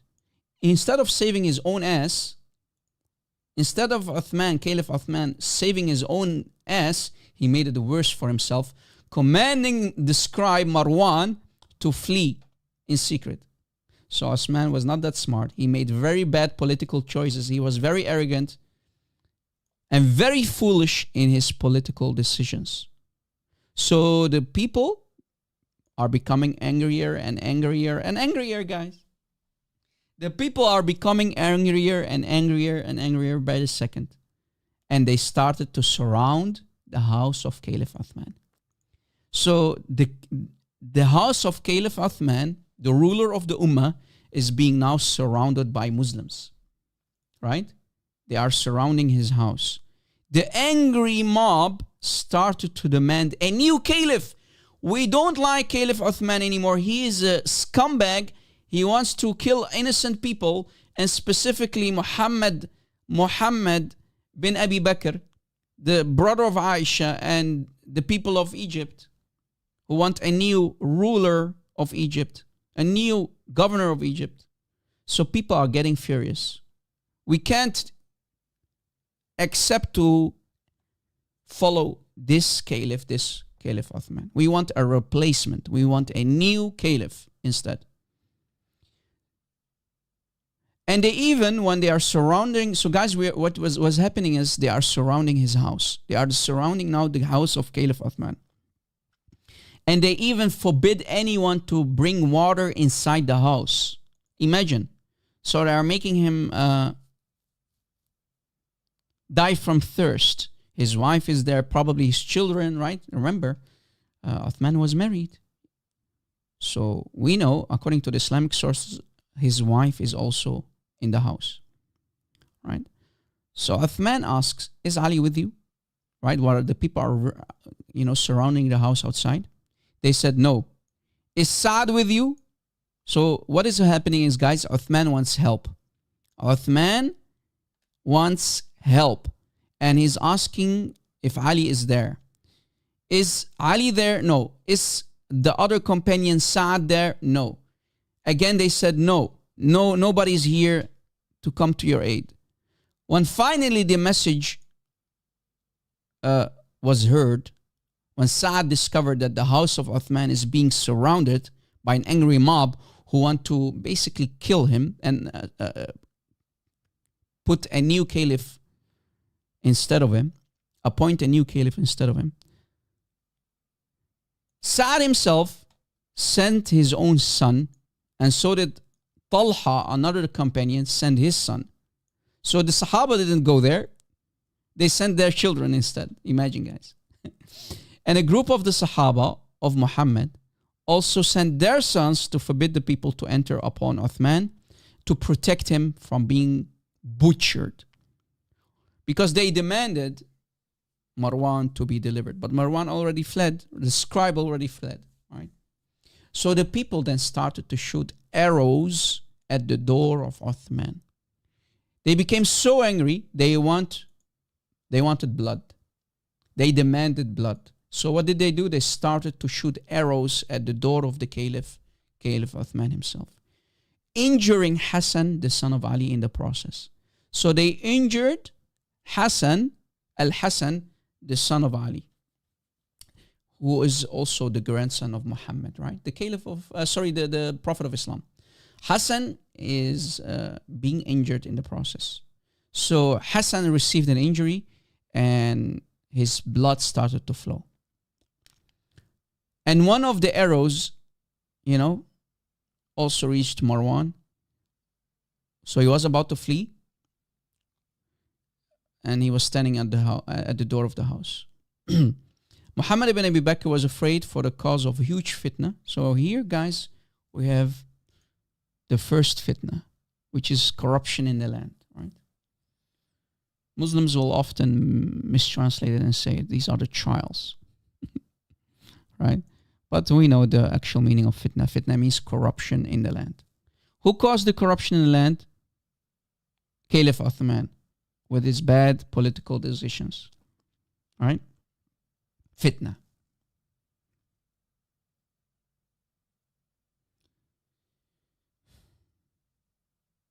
Imagine even the grandsons of Muhammad start to bleed. One of the grandsons of Muhammad. So when the people of Banu Hashim see the blood on the face of the grandson of Muhammad, they started to become even more angry and more angry. Because of you, now the grandson of Muhammad is being injured. So let us enter, Ya Caliph Uthman. We're going to enter upon you and kill you without people knowing. So they wanted to enter and not cause too much fitna, not cause too much corruption among the people. And Muhammad ibn Abi Bakr was seeking for blood, and his supporters, so the new appointed governor, Muhammad bin Abi Bakr, the son of Abi Bakr, the brother of Aisha, he finally entered the house of Caliph Uthman. Finding Uthman alone with his wife in the house, Muhammad entered and grabbed Uthman by his beard. Guys, they entered and grabbed Uthman. The brother of Aisha grabbed Uthman by his beard. Guys, when you grab in the Arab world, if you grab a man by his beard, if you grab him by his beard, you know what that means, guys? When you grab a man, you take a hold of his beard. You know what that means? You know what this means? You're basically taking his manhood in your hands. Right? You are taking his manhood in between your hands. You're basically wiping his manhood, his beard on the floor. A huge diss, exactly. So he grabs him by his beard. I remember the Sahaba used to have long beards, supposedly. So he grabs him by his beard. The brother of Aisha, the new appointed ruler of Egypt, Muhammad bin Abi Bakr, grabs him by his beard. And he used to and started to insult him, right? And two supporters of Muhammad bin Abi Bakr were able to enter the house and slaughtered Caliph Uthman, right? They slaughtered him on the spot and left. Then his wife started to scream. The wife of Caliph Uthman started to scream, Amir al-Mu'mineen has been slaughtered. The people then entered the house and saw Caliph Uthman butchered on the floor, his blood flowing, literally killed, butchered like an animal. Now let us read, guys, together. I want you to be focused. This is very interesting stuff. I know it's very evil, yet the Muslims of today still say, the Sahaba, may Allah be pleased with them. These bloodthirsty, these killers, these murderers, may Allah be pleased with them. Imagine. If you continue reading in the Islamic books, and specifically Tarikh al-Tabari, the history of al-Tabari, by Imam al-Tabari, the same guy who wrote the tafsir of al-Tabari, right? That al-Tabari. In Tarikh al-Tabari, the history of al-Tabari, volume 3, page 423, after the from, it says that Abdurrahman ibn Muhammad, that Muhammad ibn Abi Bakr entered upon Uthman, with him Kinana ibn Bishr, and Saudan ibn Hamran, and Amr ibn Humaq al-Khuza'i. So we have the names, guys. We even have the names. We are mentioning the names of the people who saw Uthman with his wife. So guys, these people that I mentioned, they entered the house of Uthman to kill him. to slaughter him, to assassinate him. Right? When they found Uthman together with his wife, supposedly the Islamic sources tell us when they entered his house to kill him, they found Uthman reading the Quran, the Mus'haf, right? The Quran. While Uthman is reading Surah Al-Baqarah, he's being butchered. Imagine. So he's reading Quran and his blood starts to flow on the Quran pages. So the Quran is covered with the blood of Uthman. While he's reading Surah Al-Baqarah, the chapter of the cow. Right? The chapter of the cow. Muhammad ibn Abi Bakr, the brother of Aisha, the new ruler, the new appointed ruler, the son of Abu Bakr of Egypt, the new appointed ruler, approached Caliph Uthman, like I said earlier, and grabbed Uthman by his beard, grabbing his manhood between his fingers, and said,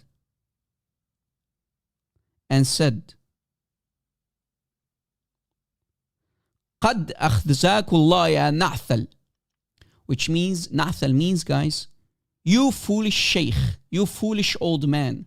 So guys, the brother of Aisha, while grabbing the beard, let me type it out.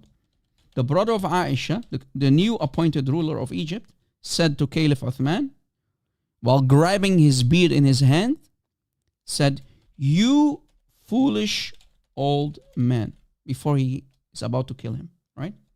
You foolish old man. How dare you, in other words, to send a secret letter to kill me? To kill me. Ordering your brother in Egypt to kill me, Abdullah ibn Abi Sarh. So he wanted revenge and grabbed the old Caliph Uthman, by his beard and called him Na'thal, you foolish sheikh, you fool old man, you old fool man, how dare you, right? In other words, he insulted the Caliph of the Ummah, Caliph Uthman. And Uthman responds, guys, before he's about to be unalived, before he's about to be butchered, he says, لست بنعثل لكني عبد الله وأمير المؤمنين. I am not an old foolish man, Caliph Uthman said. I am the slave of Allah and I'm the Caliph of the Ummah. I'm the Caliph of the believers, meaning the Caliph of the Islamic nation. I'm the Amir of al-Mu'mineen. Right? I'm not a foolish sheikh, as you claim. Let go of my beard. I am the slave of Allah. I'm the Caliph of the believers, of the Muslims. Then Muhammad said, what I'm about to do with you, ya Uthman, what I'm about to do with you is far worse than grabbing you by your beard. So, watch what I'm about to do to you. I'm going to butcher you, in other words. Imagine if Paul would have done that to Peter. Or Peter would have done that to Matthew.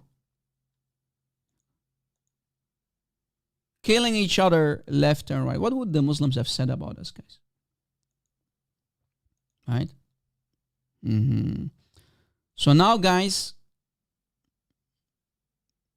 picture this in front of you. We have a murder scene from a movie, right?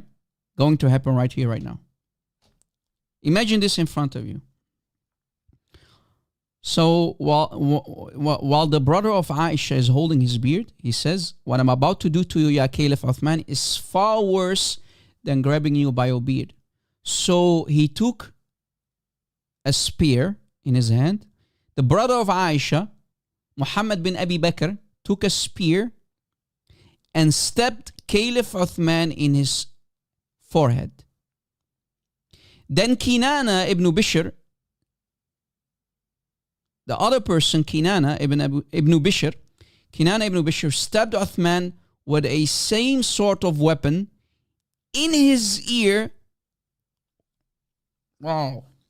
This is like a horror movie, guys. So we have two people. The brother of Aisha stabbing Caliph Uthman with his spear in his forehead. Then we have Kinana stabbing him in the ear till it came out of his throat and pierced him then with his sword and killed, butchering Caliph Uthman. In other words, guys, Kinana raised up spears and started to stab Uthman over and over in his ear until they reached, these spears reached inside his throat. Imagine, just imagine. And Muslims say, the Sahaba, the companions, radiyallahu anhum, may Allah be pleased with these bloodthirsty murderers. So he stabbed them with his sword and killed him. But then the third guy, Amr ibn Humaq al-Khuza'i, jumped on Uthman's chest. So guys, we have Uthman laying on the floor, covered with blood. Blood is pouring from his body, from the stabbing. I mean, guys, maybe one stab is not enough. Let us stab him more. He's an animal. I have to stab him more. I need to take revenge. So they kept stabbing and stabbing and stabbing and stabbing him with spears and swords and arrows. Look what happens next. So Al-Khuza'i jumped on Uthman's chest and stabbed him 9 times. How many times? 9 times. 9 times. Yes, you heard it correctly. He stabbed Uthman 9 times and said, 3 stabs are for the sake of Allah. 3 of these stabs are for the sake of Allah. And 6 stabs, what I kept for myself as anger for you, Ya Uthman. Did you catch it? Let me type it out. 3 steps are for Allah, and 6 steps are from my own. So he finds himself more important than Allah, guys. Did you catch it? He stabbed him 9 times in total. 6 for his own revenge, and 3 for Allah. Because Allah is not that important, right?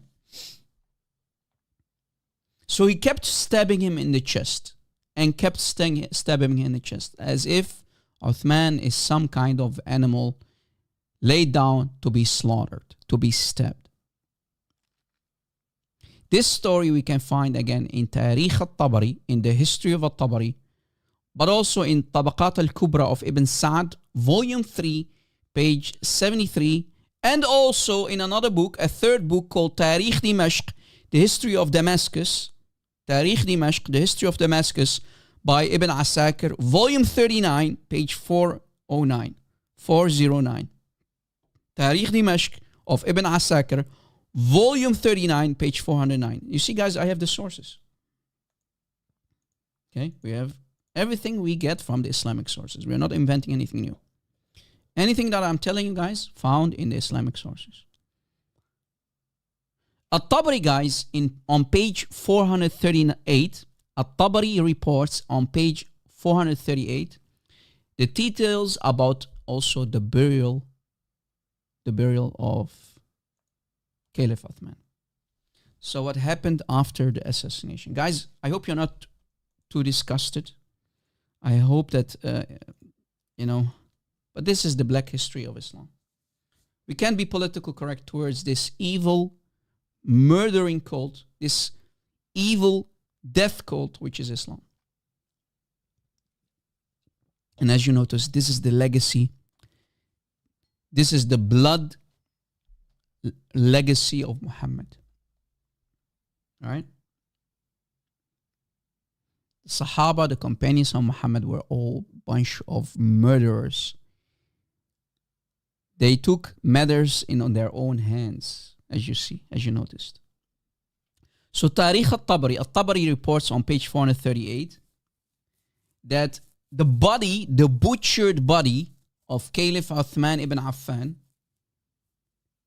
that his body, his unalived body, his butchered body, after all the stabbing, spears going through his head, spears going through his ear, and they, of course, they kept the weapons inside his body, right?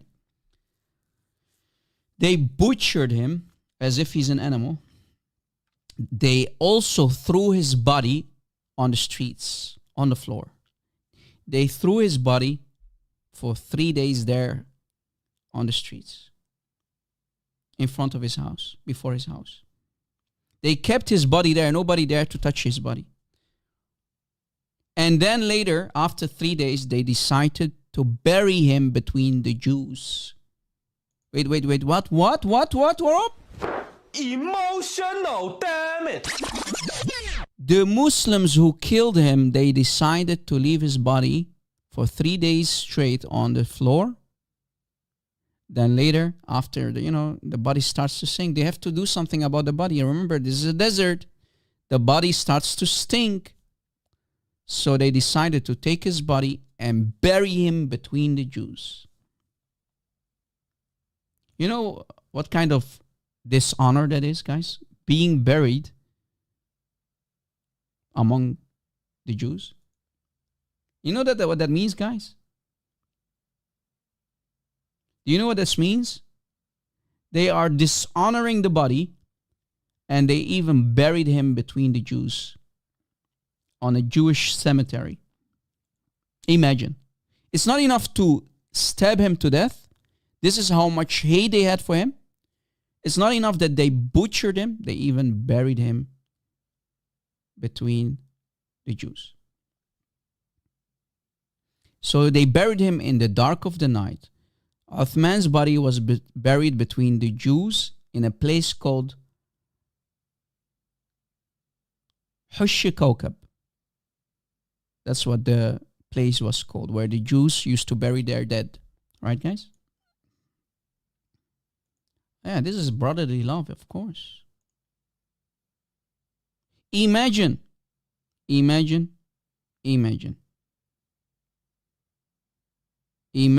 how much hatred the Sahaba had for one another. They refused to bury Uthman's body between the other Muslims. Imagine how disgraceful that was for a Muslim to be buried among the kuffar. La'natullah alayhim, right? That's what they always say. May Allah's curse be on the Jews. To bury the Caliph Uthman, the third Caliph of the Ummah, among the Jews. A Muslim Caliph, one of the 4 rightly guided Caliphs, to be buried between the Jews. Such an unbelievable hatred for this man. To bury him between the dead enemies of Islam. Because remember, the Jews are the number 1 enemy of Muhammad and Islam. The Jews, right? That's what they'll say. The Jews. And the Muslims kept screaming, Ya Na'fal, you fool old man. We butchered you, you fool old man. Saying and screaming at the dead body of Caliph Uthman. The butchered body of Caliph Uthman. Stupid old man.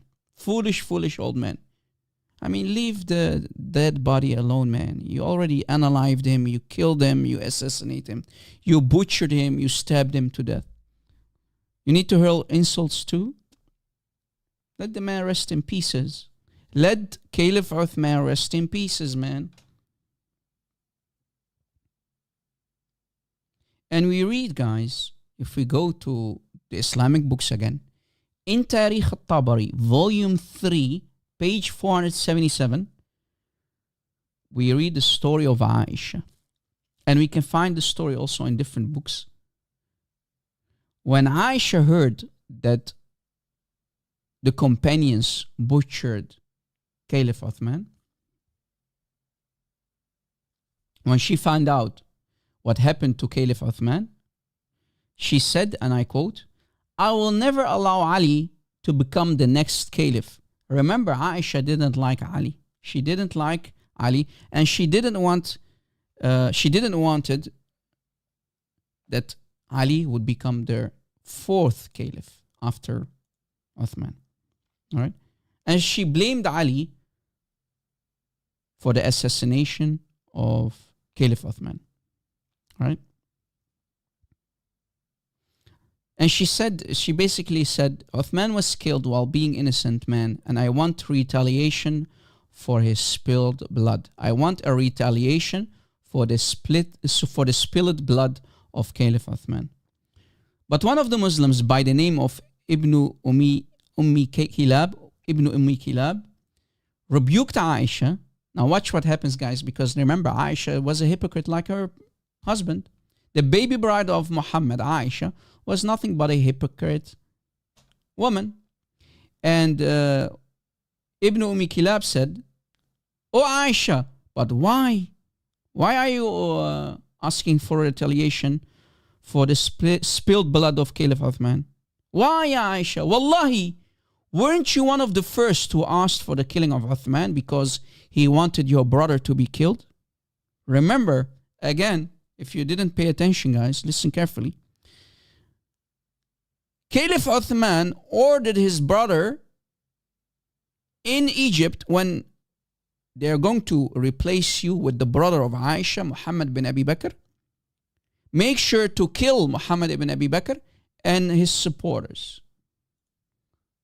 So Aisha said, when she heard that, she said, "Go kill Caliph Uthman, and now you change your mind, ya Aisha?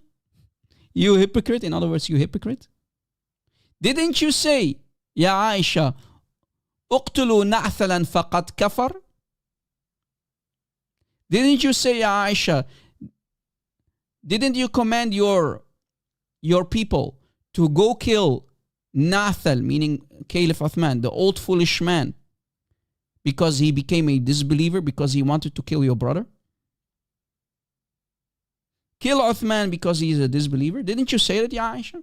Aisha then responded. Look at the hypocrisy of Aisha, guys. They said, and I said, so Aisha's now trying to look for excuses. They said, Aisha said, and I said, Aisha said, but the last choice is better than the first one. So yes, I did say that go kill Caliph Uthman, but I changed my mind, and the last opinion of mine is the one that I am, currently holding. So she changed her mind. Why, guys? Only and only because she didn't like the power to go to Ali. She had a huge grudge against Ali. Right? She didn't like Ali to become the fourth caliph. Because it's always about power. It has always been about power. Islam was always about power. It has nothing to do with religion. Who is going to be the next ruler of the Ummah? Who is going to be the next Amir al-Mu'mineen? Did you catch it? So Aisha changed her opinion because she must have discovered that the people want to choose Ali now, finally, as the fourth caliph of the Ummah. And we find this, guys, we can find this in many sources. Look, for example, here we have a Shia website. You know it, alislam.org, and I will put other books on the table as well. Look what it says. One of the most astonishing episodes in the life of Aisha, the mother of the believers, was her rapid change of attitude in the regards of Uthman. According to the Sunnis, or the Shia guys on this website, are quoting Sunni scholars. And in this case, Ibn Abi al-Hadid. Whoever reviews the book of history will see things clearly written that Aisha was one of the most staunch opponents of Uthman. Why? Because he wanted to kill her brother in secret, right? She was the first person to ever use the word na'thal. Do you see here the word na'thal? Foolish old man. Na'thal. Na'thal. You foolish old man.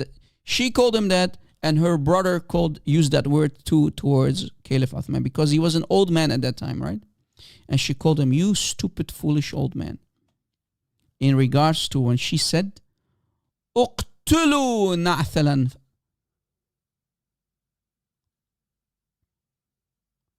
Qatal Allahu na'thalan. Go kill Na'thal, meaning go kill the foolish old man, Caliph Uthman. Go kill him, she commanded. Right?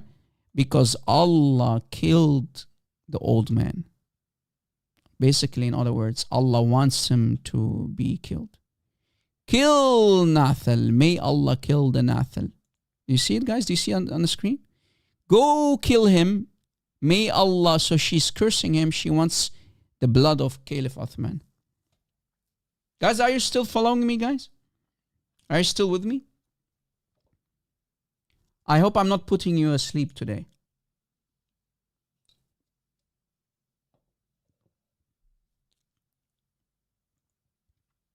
Should I continue, guys? I'm about to finish, and Lord willing, we can open the phone line soon. So that's what Aisha said, guys. These are the words of Aisha which you see on the screen, right? Kill Nathal, kill Uthman. May Allah kill Uthman, the old foolish man, right? The meaning of Nathal, as you see on the screen, is an old foolish man. You see it? When you call someone in the Arabic language Nathal, you are calling him an old foolish sheikh, an old foolish man. You grandpa, you foolish grandpa, in other words. These were the words of Aisha, the mother of the breastfeeders. She wished, she commanded for the blood of Uthman. Later, she changed her mind because when she heard that Ali is going to become the next leader, as you see here, in any case, when Aisha heard that the following death of Uthman, the people had chosen Ali as the leader, she said, if what I hear is true, then I wish that the sky would fall down upon me. So she didn't like the idea that Ali would take the power. Imagine, Aisha had a huge grudge against the Ahlul Bayt, clearly, right? The Ahlul Bayt of Muhammad. And this is, guys, literally why Shia directly hate Aisha. Shia curse Aisha because she's an enemy of Ali, right? And then because of that, she changed her mind. She said, Ibn Affan, Caliph Uthman, Ibn Affan has been killed unjustly.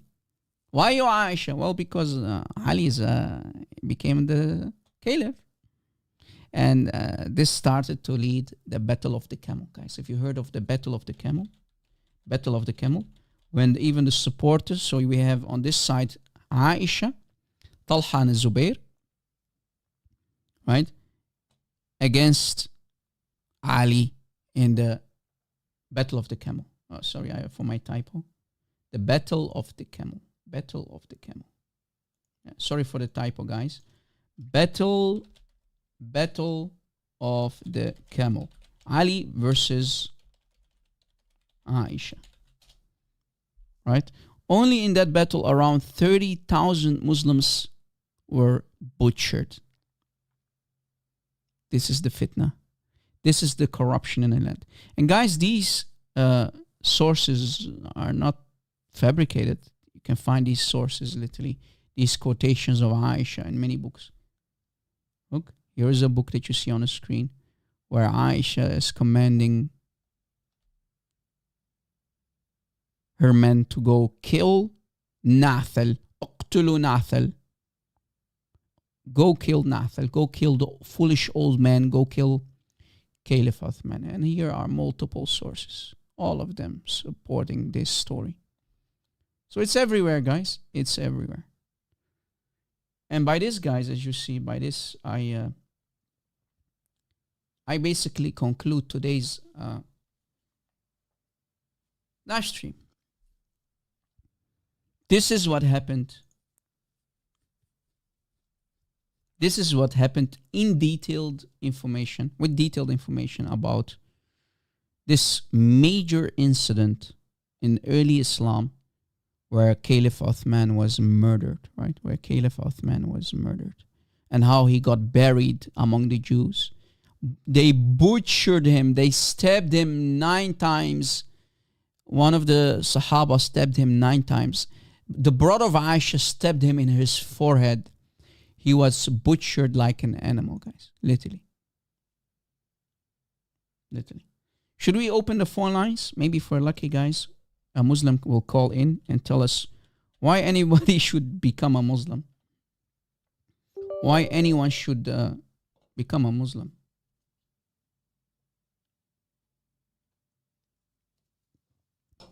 As I told you guys in the beginning of the live show, if we have time, we will open Skype, because I didn't want to be interrupted during this documentary, because this was a different kind of live show, as you noticed.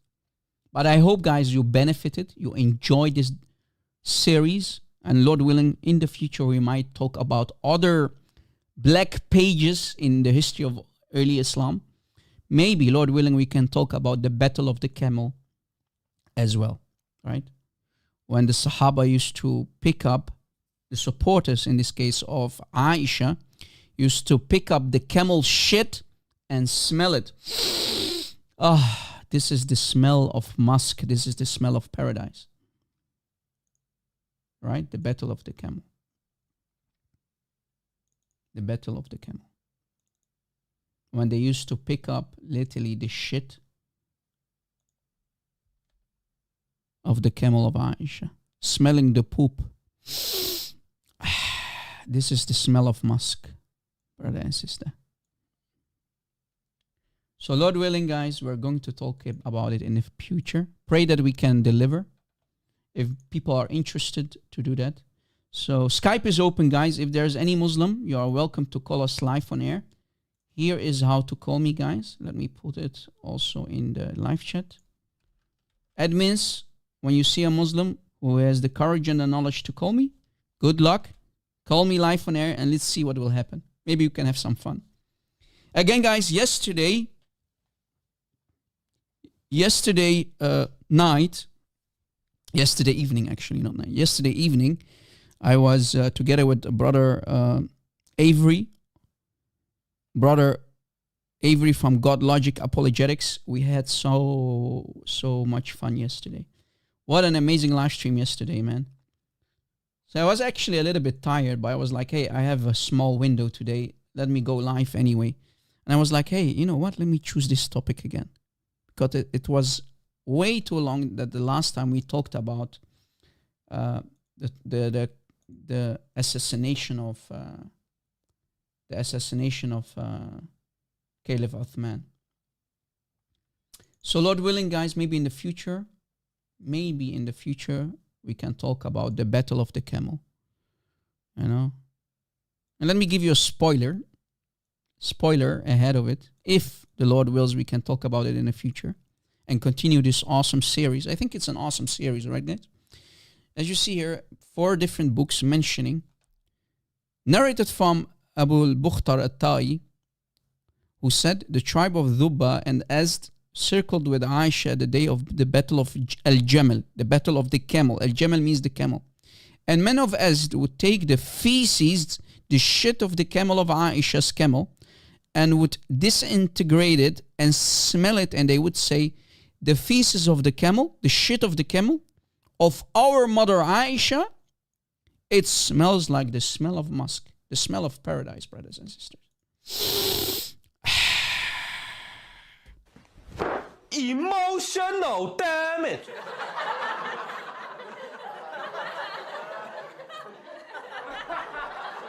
Do you see it?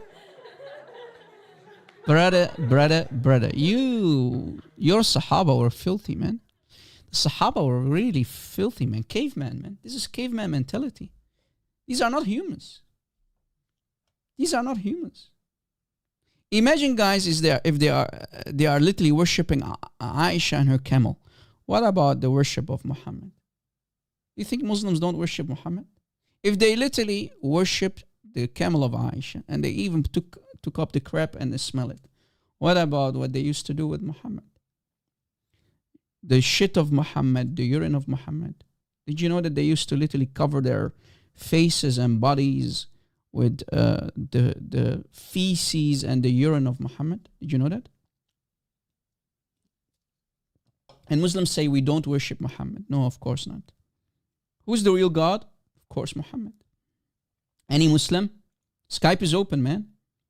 Muslims, you can call me on Skype. My Skype ID is the Rob Christian. Again, my Skype ID is the Rob Christian. You can call us live on air. Yalla ya akhwan. Da'a islamuna ya akhwan. Allah alayk ya Rob Christian. How dare you? How dare you? How dare you to talk in such a negative way about the Caliph of the Ummah, Caliph Uthman? I'm not the one. Don't shoot the messenger. I've been only reading. As you notice, we have been only and only reading what the Islamic books say about this black page. Any Muslim? Is there any Muslim? Yalla ya akhwan. Any Muslim? You can't make this up, man. Any Muslim? You know what, guys? I noticed that I'm unbanned. Let's see if people will join also on TikTok. I am finally unbanned, man. After 7 days. They let me out of the jail. Finally. Finally, it happened to me. Ooh, ooh, ooh. So let me open TikTok. TikTok, Rob. Open your TikTok, Rob. Just a second. TikTok, Rob. Finally, I'm out of jail of TikTok, brother. I can go live, brother. Sister, brother. Just a second, guys. Any Muslim, yalla ya akhwan, call me. You can use Skype. Soon you can also use TikTok. Are you saying that not one Muslim is knowledgeable enough to call me live on air? We know you're listening in the back of the bus. I know you have been enjoying this documentary today, my Muslim friends. But come on, call us live on air. Call me live on air. I'm not here to bite. I do have big teeth though. But I don't bite that easily though.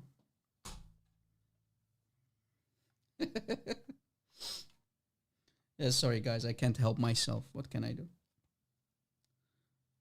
Rob, you're not funny, Rob. Yeah, sorry guys. What can I do? Trying though. Guys, did you enjoy what we did yesterday to the Muslims on brother Avery's live stream?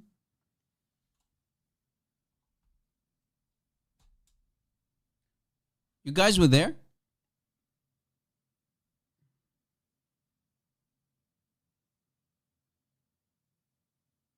Let's see. Am I live? Yeah, I think I'm live. Okay. I just went live on TikTok. Yeah. We're live on TikTok as well. Finally, we are out of jail of TikTok after 7 days ban. After a complete week. Guys, a week is long, man. One long week being banned. Any Muslim? People on TikTok, welcome. God bless you. Tap the screen. Tap, tap, tap, tap, tap. Invite. Use the arrow key, guys. Okay, we have a Muslim, I think, on Skype. Let's see.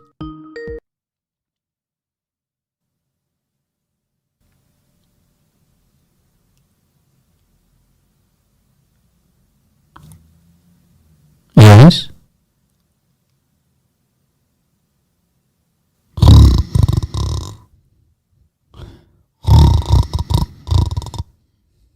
What happened, buddy? Cat ate your tongue? He's not talking. Yeah, Caliph. Yeah, Caliph. You scared little puppy. Let me send you to Mecca so you can smoosh the black stone. I'm not in the mood today. Bunch of trolls, man.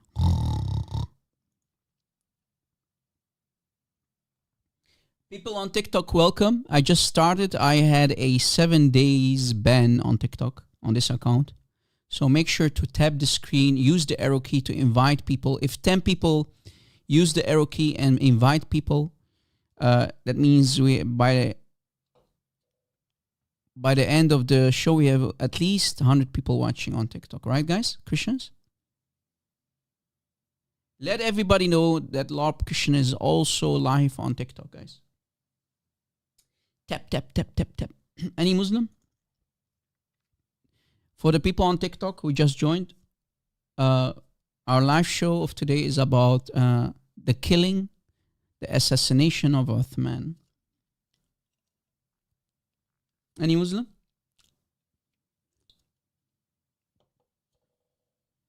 Why I was banned, Zookstar? Because Muslims flagged my last live stream like crazy. It's very easy to get banned on TikTok. So they mass flagged the live stream and my account got banned for 7 days.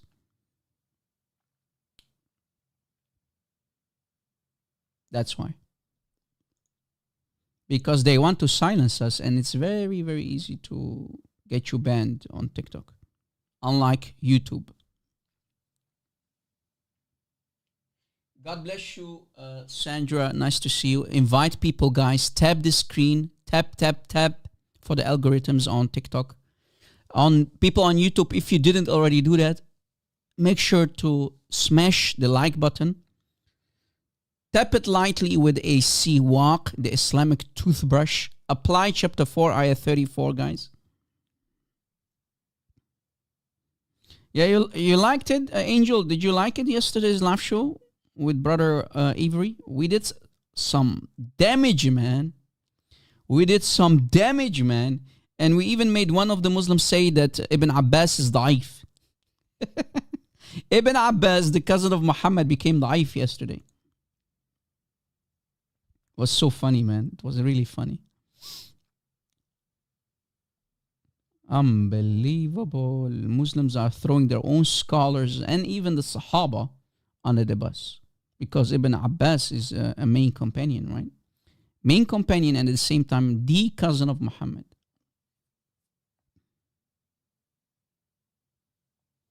Any Muslim who wants to come up? Any Muslim who wants to call in?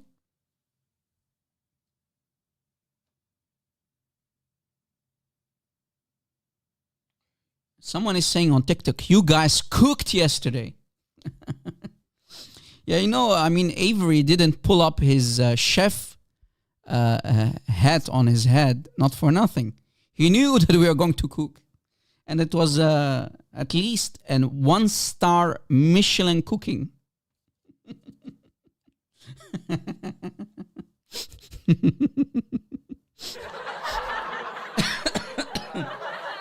It was funny, man.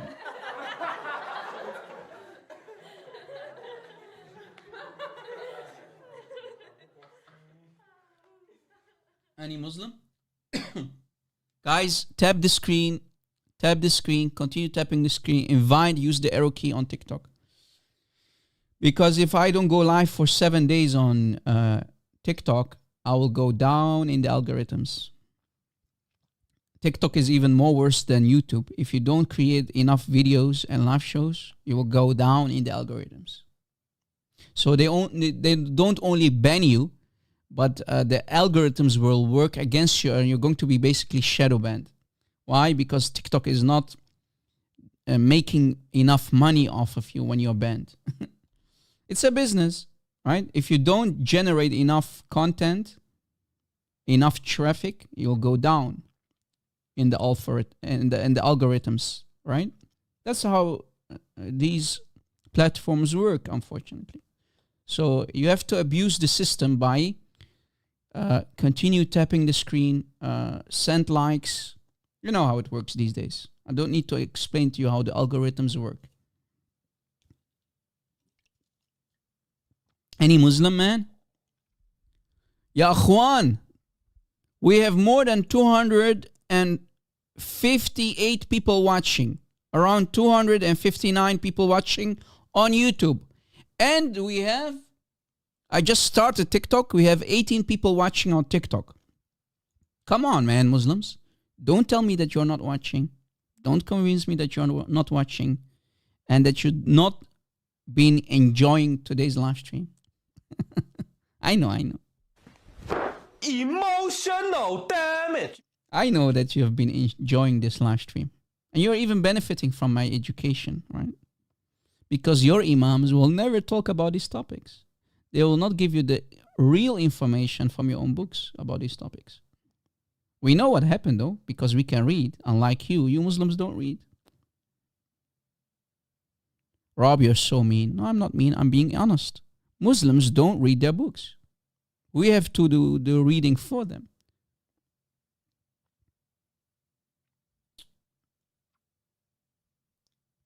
Any Muslim? يلا يا أخوان.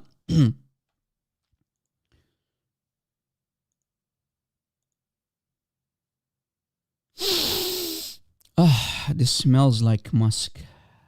Yeah.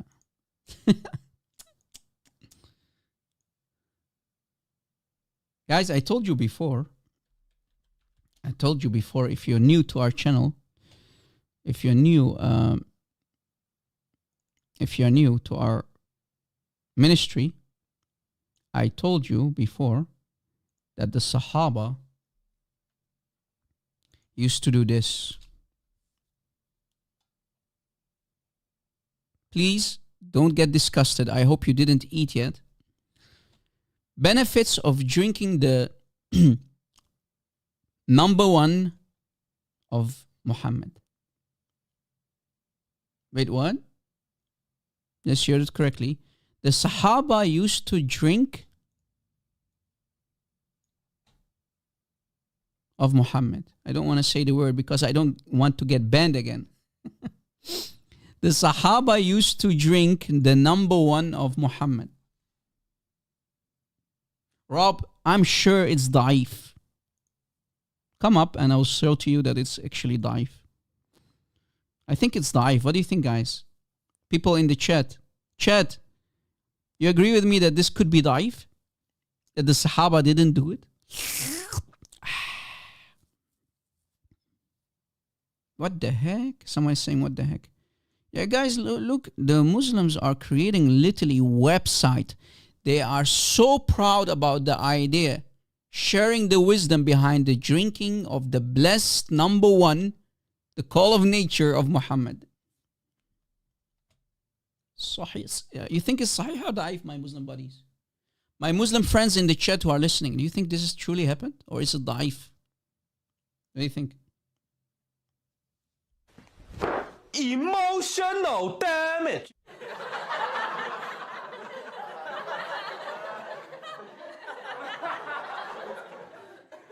Yeah, the Islamic mocktail charts. I like that. I like it. I like it, baby.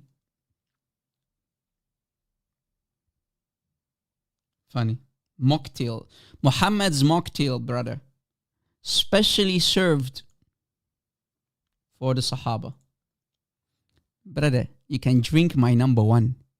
You're going to be blessed, brother. Zookster, are you sure, man? Muslims will do it. I am sure the real practicing Muslims will love to taste the number one of Muhammad. If they can drink the of the camel, what do you think about Muhammad's? Look, let me actually prove that it's authentic. Look, Imam al-Suyuti, Imam Jalaluddin al-Suyuti narrates an authentic report in his Al-Khasas al-Kubra, volume 2, page 253,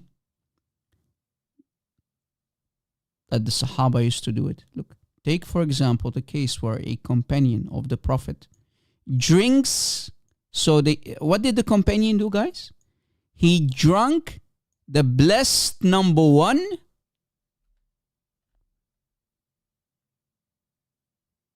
drinking the blessed number one only and only to discover that she has now been shielded completely from the fire of hell. Uh-oh. Uh-oh. Emotional damage. And it's authentic. It's completely sound. It's sound. It's authentic. Sahih hadith. Uh-oh. But Rob, it's daif. No, it's not. It's not. And here's the Arabic for it. And here's another. Even At-Tabarani, Imam At-Tabarani, and Imam Al-Bayhaqi narrated with an authentic, no way, Rob, Sahih chain of transmission.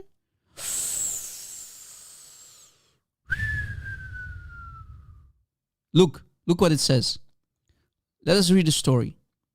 Look what it says. From Hukaima, daughter of Umayma, from her mother Umayma, who said, the Prophet Momo had a wooden bowl, I think, guys, Muhammad had a sugar disease. What do you think, guys? I think I have to conclude that Momo had a sugar disease. What do you think?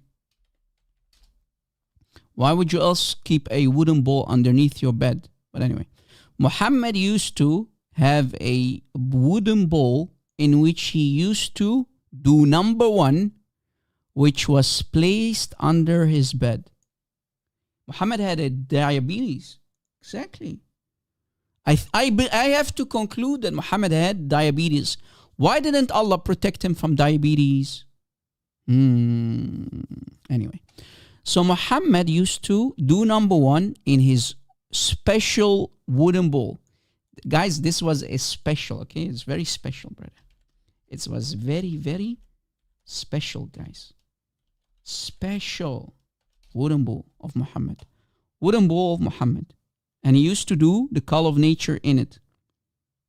So when Muhammad one night, he did the call of nature in his special wooden bowl, one night he searched for it to do it again. To do it again. But did not find it. He did not what? He did not what? He did not find it.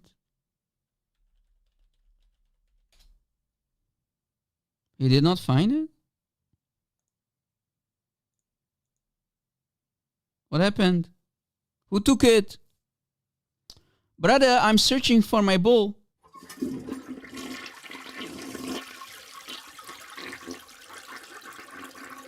Brother.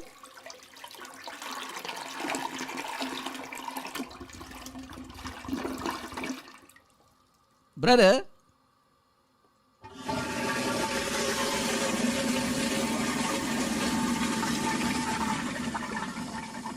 Uh-oh. Sorry, guys, sorry for...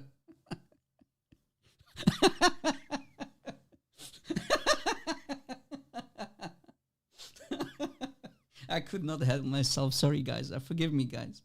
Okay? Please forgive me.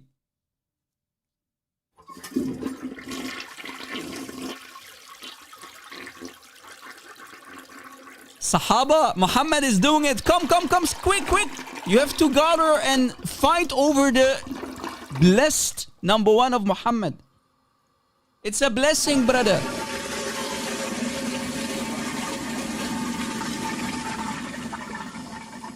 It's mine. Let me drink from it. Sorry, guys. Sorry, forgive me. So, just hide it. Ew, brother, ew.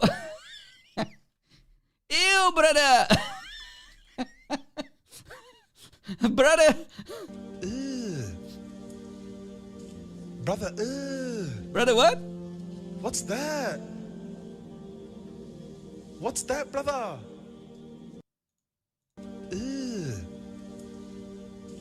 Brother, what's that? What's that, brother? Sorry. I'm just having fun, guys. I can't help myself. What can I do? So one night, Muhammad searched for his special bowl, but could not find it and asked for it, saying, "Where is my bowl? Where is my bowl?" The members of the house replied, "Bara, the slave girl of Salama, drank it." She did what? Wait, she did what? Brother, sister, she did what? Brother, She did what? what's that? What's that, brother? She did what? Emotional, damn it! She drank it. Muhammad should have said,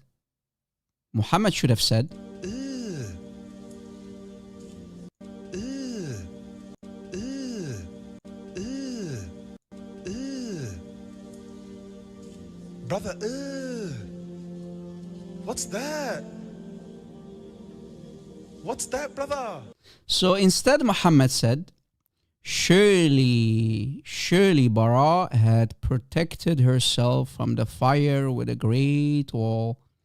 You filthy, disgusting, fake, false prophet. You like it that the people are worshipping you, right, Ya Muhammad? You like the idea that the people are worshipping you. They even drink your number one, Ya Rasulullah. And Muslims are proud. They are creating websites about your number one. Do you see it? Benefits of drinking the blessed number one of Muhammad. By the way, holy with an E in the middle. They forgot to put the E here, right? Holy with an E, okay? They forgot to put the E there, right? The E. It's a typo, guys. You know, it's a typo. And by the way, again, it's an authentic, sahih report. It's not daif. Drinking the number one of Muhammad is authentic report, narrated in multiple books, in the book of Imam Jalaluddin al-Suyuti, al-Tabarani, al-Bayhaqi. These are giant classical scholars mentioning that the chain of narration is sahih. Rob, can you give us the link? Oh, yes, I can. Yes, I will. Here in the chat on YouTube. Go fetch it. Go get it. Any Muslim?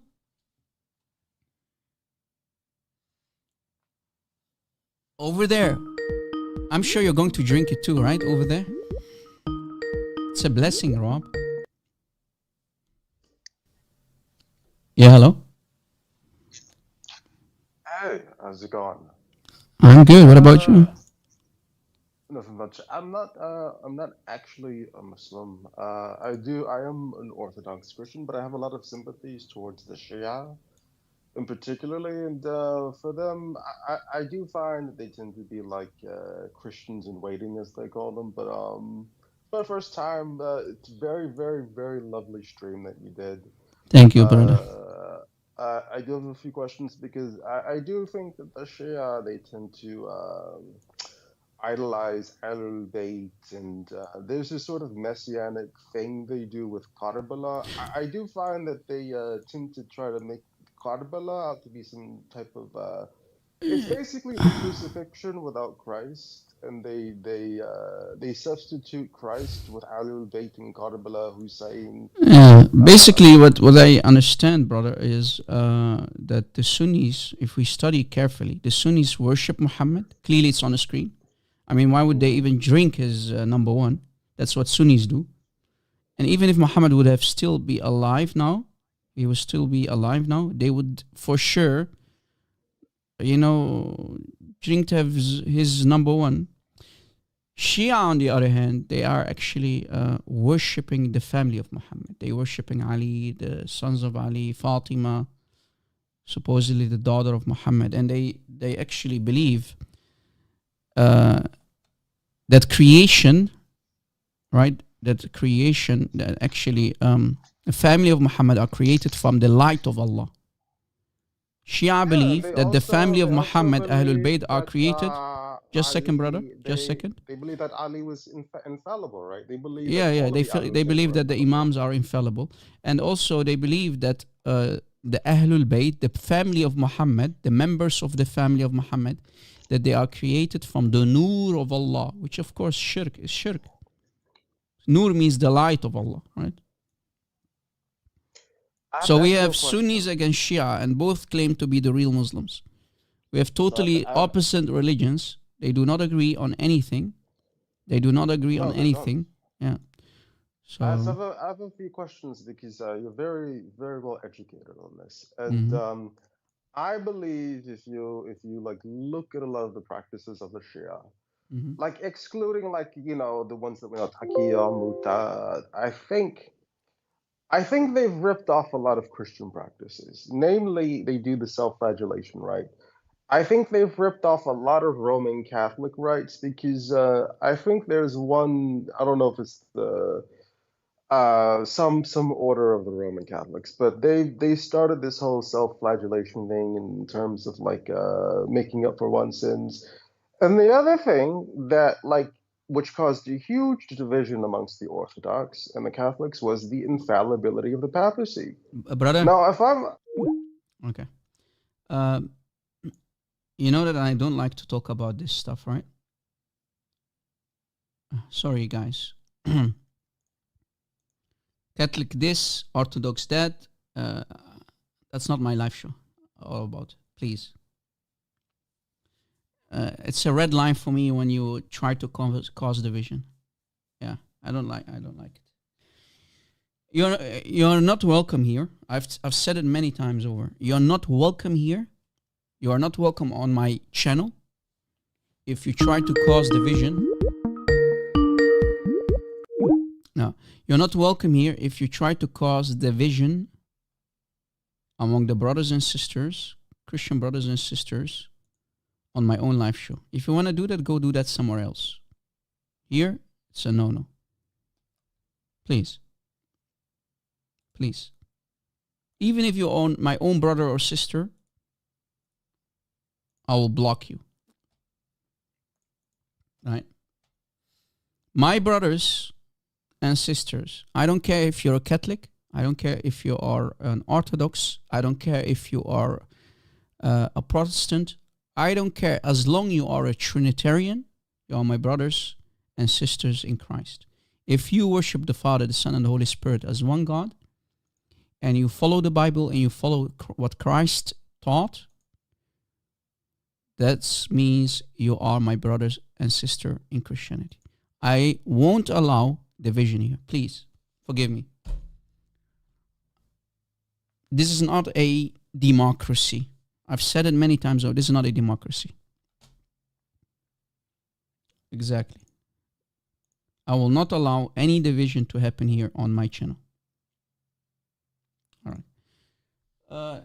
I want Muslims to call in, guys, if you don't mind. Any Muslim? Could be Juliet Abraham. I don't know.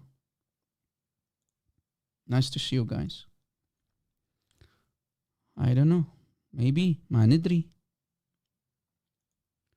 Guys, it's already hard enough for me to deal with these people who manifest. You want me to allow you to cause division too? Not going to happen here, brother. Not going to happen here.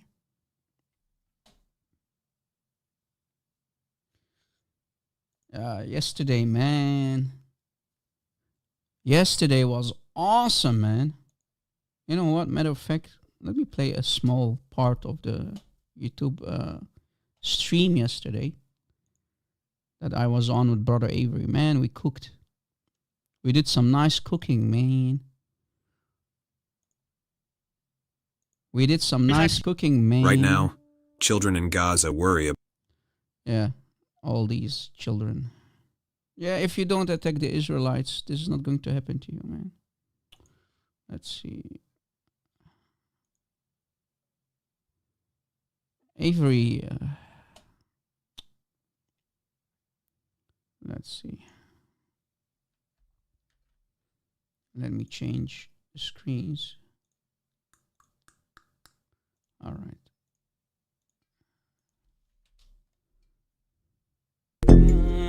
It's God. It's God. It's God logic. I love it, man. Look at Brother Avery, bro. I mean, look at this guy, man. I love you, brother. Brother, I love you, man. Chef Logic, man. We're going to cook, man. Never, ever, ever. Never, ever, ever, ever, ever.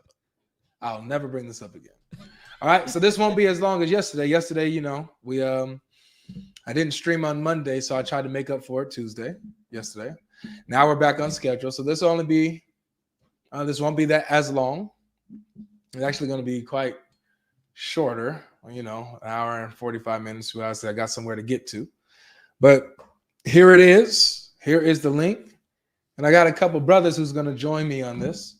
And maybe they can do most of the cooking because I feel like sitting back. All right, I've been cooking all day on TikTok. All right, but here you guys go, man. Here's the link. Chef Logic. So it's for the mu'mins, for the mu'minums to join. Only if you're a mu'min, go ahead and hit that link. If you're not a mu'min, I was laughing that so link. hard yesterday, man. fair enough. All right, it's pinned, Rob and Sylv, so you guys can go ahead and click that link in on YouTube.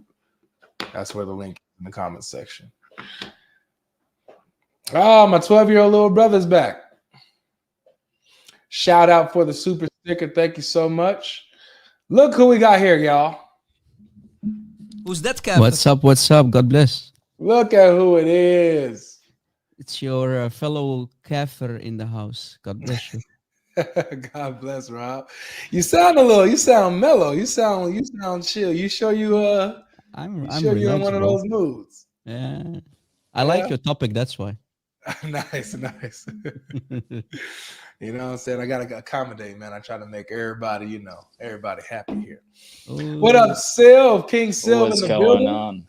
What's going on, brothers? What's up, brother? God bless you. Thank you for having me over here, God Logic. Of course. And God bless everybody that are watching. And we hope you guys like this show. It's gonna be interesting, man. Oh yeah, it definitely is. Now for the people who may not know who you guys are, man, some people may not know you, Rob. They might have been under a rock for a couple of years. Where can they find you, man? What's your channel? What you do? Just type in Allah's worst enemy and his messenger, and you'll find me. All jokes aside. Just type in Rob Christian. You'll find me very easy. Yep. This dude is an Arabic speaker. He knows the Arabic. He breaks down the Quran, shows the differences, and he actually goes real deep, especially into the sources that they don't translate, that they try to keep from you. That stuff, he gets into the nitty-gritty of it. So Rob is a special soldier for the Lord, man, and I appreciate him and everything he does, especially in helping me. And Sylv, you started your YouTube channel recently, haven't you? I did actually. Yeah, I started my YouTube channel about a couple months, but I haven't been kind of active on it, bro. But I'll get to it. I'll definitely get active on channel. What I do is obviously, just what the brothers. I do Allah, same thing. What Rob was saying, man. But yeah, we be cooking them, man. We be cooking them, man. All right, so make sure, guys, you look up these brothers. Moderators, if you have their link to their channels, go ahead and put the link in the comment section. And let's support the brothers. Let's subscribe to their channels. Let's watch their videos, their streams, and let's support them, man. We got to support the brothers and sisters who are in the front lines and doing this. Like I told you guys, if you guys think that I'm knowledgeable or anything like that, I have a lot of help. Rob has helped me a lot along the way. Sylv has helped me, sending me links and sources. I have a lot of help, and that's what the body of Christ is for. We sharpen each other. So I'm blessed and privileged to have these brothers on speed dial, that could just come up and cook with me. All right. So let's go ahead and get into it. Bashir was here first. Bashir is a young brother. So let's see how this goes. He's back. Welcome back, Bashir. Yo, what's up, man? You're right. I'm good. You all All right? right, man. You're good. Yeah. I'm good, bro. I'm good. So how you feel about the title today? You like it? Wait, what? Oh, is the title Islam is false? Yeah. That's the thumbnail. The title specifically is Allah made me believe in the crucifixion. Can you What do believe you mean? it? No, I believe that that. Do you know Judas, the one who betrayed Jesus Christ, peace upon him? Yeah. Who? Judas. Where do you get Judas from? The Warner, Abdul Wahab. Yeah, I know. Yeah. The one. I watched his videos, and he said that he researched and like it was what's it called, Judas Iscariot. Yeah, where does he get this name Judas Iscariot from that betrayed Jesus? Where does he get this story from? He researched it or something. What research? Yeah, he could. Yeah, I think in the life of Jesus and Islam. Yeah, I think it. It's not in Islam. Oh, is it not? Mm-mm. Well, it says that he, before the person who was crucified, Allah took him. Yeah, but where do you guys get this idea that Judas took his place, or that there was a guy named Judas Iscariot at all? Where do you guys get this from, that Jesus was betrayed by a guy named Judas? Where's that come from? I got it from Abdul Wahab, the Yeah, Warner. where does the Warner get it from? Because he doesn't know anything. Where does he get it from? He said he researched it. You want to know where he got it from? I can tell you. Please do. The Bible. The Bible. Yeah.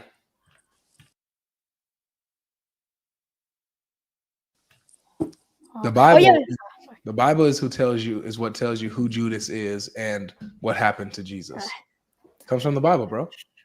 So you remember? Yes. Sorry. Wait, what's the topic? Is it? Oh, so like, was Allah made you thingamajiggy believe the crucifixion? Yeah. So if you're saying that according to your belief, you believe as a Muslim that Judas, who betrayed Jesus, took the place of Jesus, you're getting that from the Bible. So you have to go with what the Bible says. The Bible says Jesus was crucified. Well, I go to madrasa. What madrasa is? Who? School. Yeah, and it's like an Arabic school. Yeah. So they taught us that like God sent down like a fake Jesus, like and then like that fake Jesus took Jesus' place of being crucified. If that makes sense. A fake Jesus. Okay, nice. I hear that. So Allah, Rob and Sylv, sent down a fake Jesus, and created a fake Jesus, sent him down to replace the real Jesus, so that everybody could think that Jesus was crucified. So wait, Allah had to deceive the entire mankind, basically all the Christians and the Jews and the enemies. He could not cook up a better plan but to deceive everyone and everybody, and in the process creating the biggest religion, which is Christianity, on this planet. So how did Allah plan or mission not fail? Wait, so what's the question? So like, you just said Allah deceived, basically he cooked a plan and he sent a fake Jesus that looked like Jesus. So here you just demonstrated a couple of things.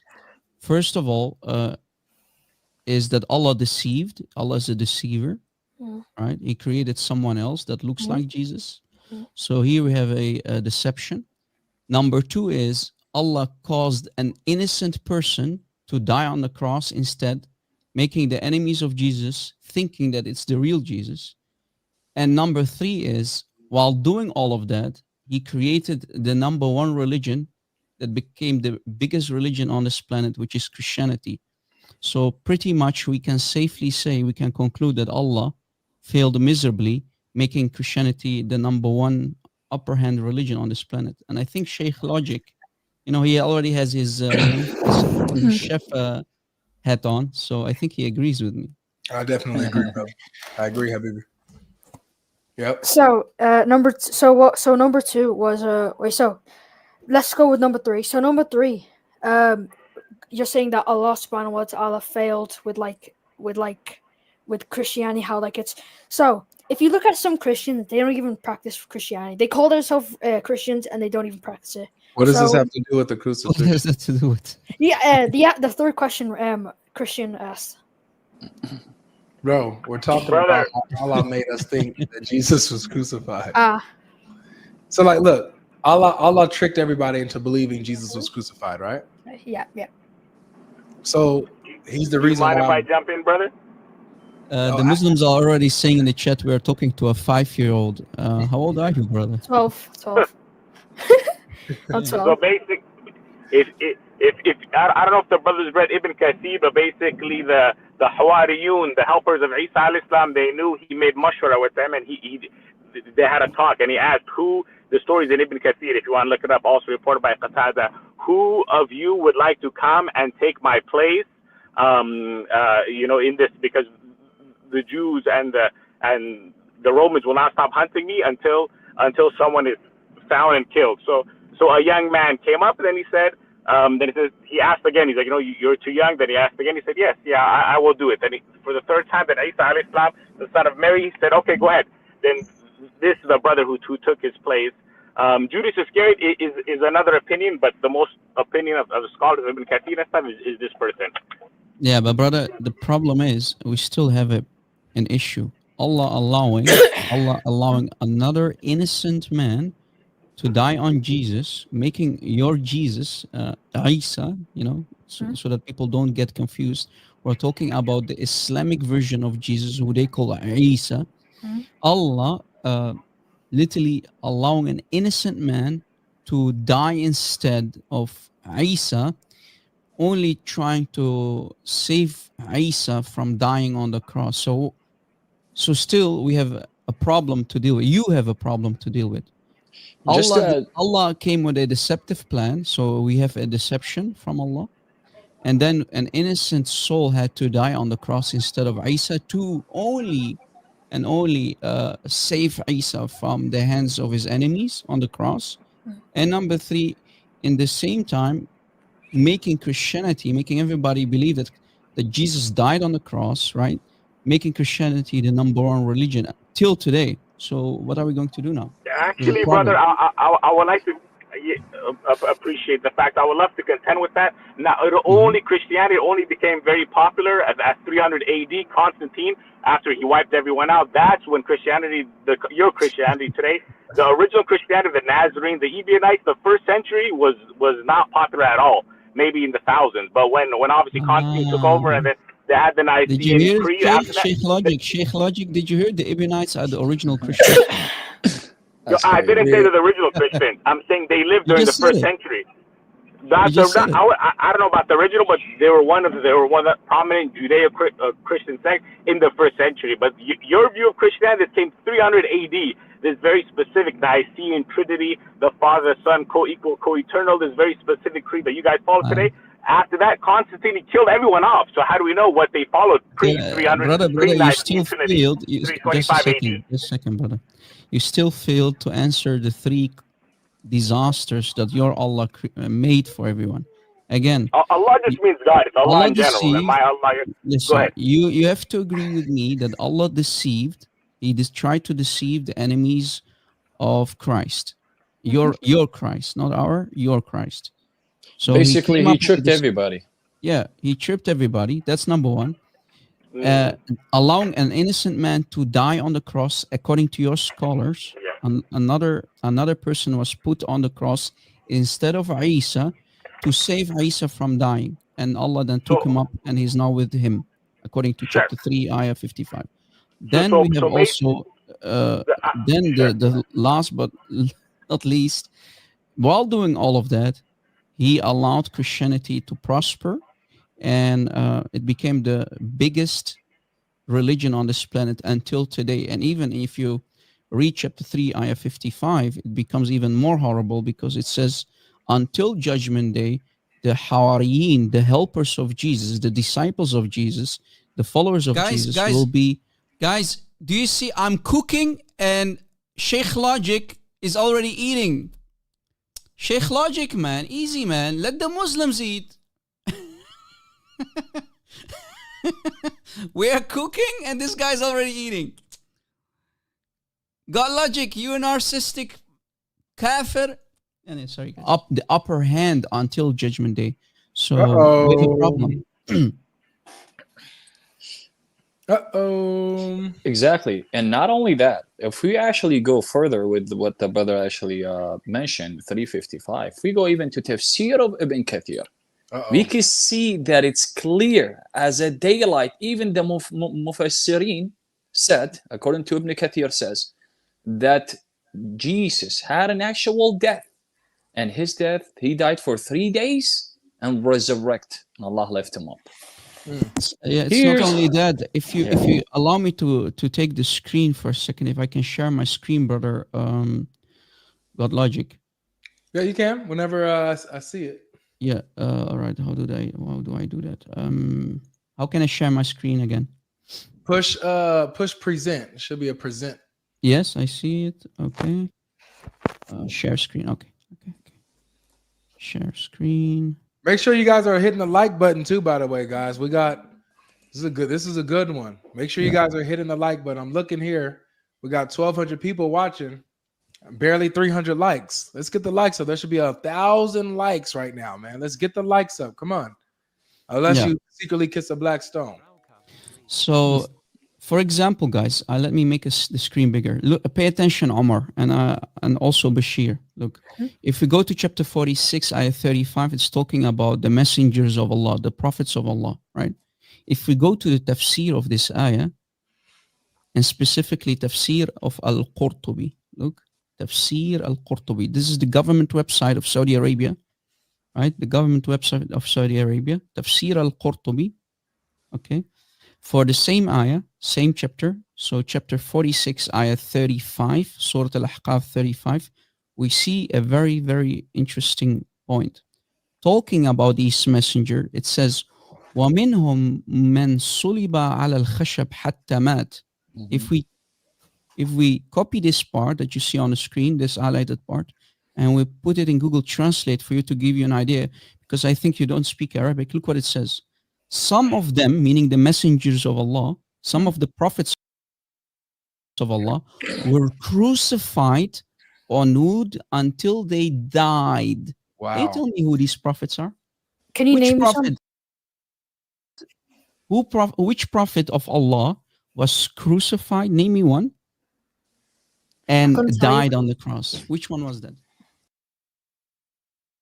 I mean, you believe that Isa alayhi salam, Jesus Christ, peace be upon him, died on the cross. But like, well, that's what Tafsir Al-Qurtubi says for this chapter, this ayah. Some of them were crucified. So some of the messengers of Allah were crucified on wood until they died.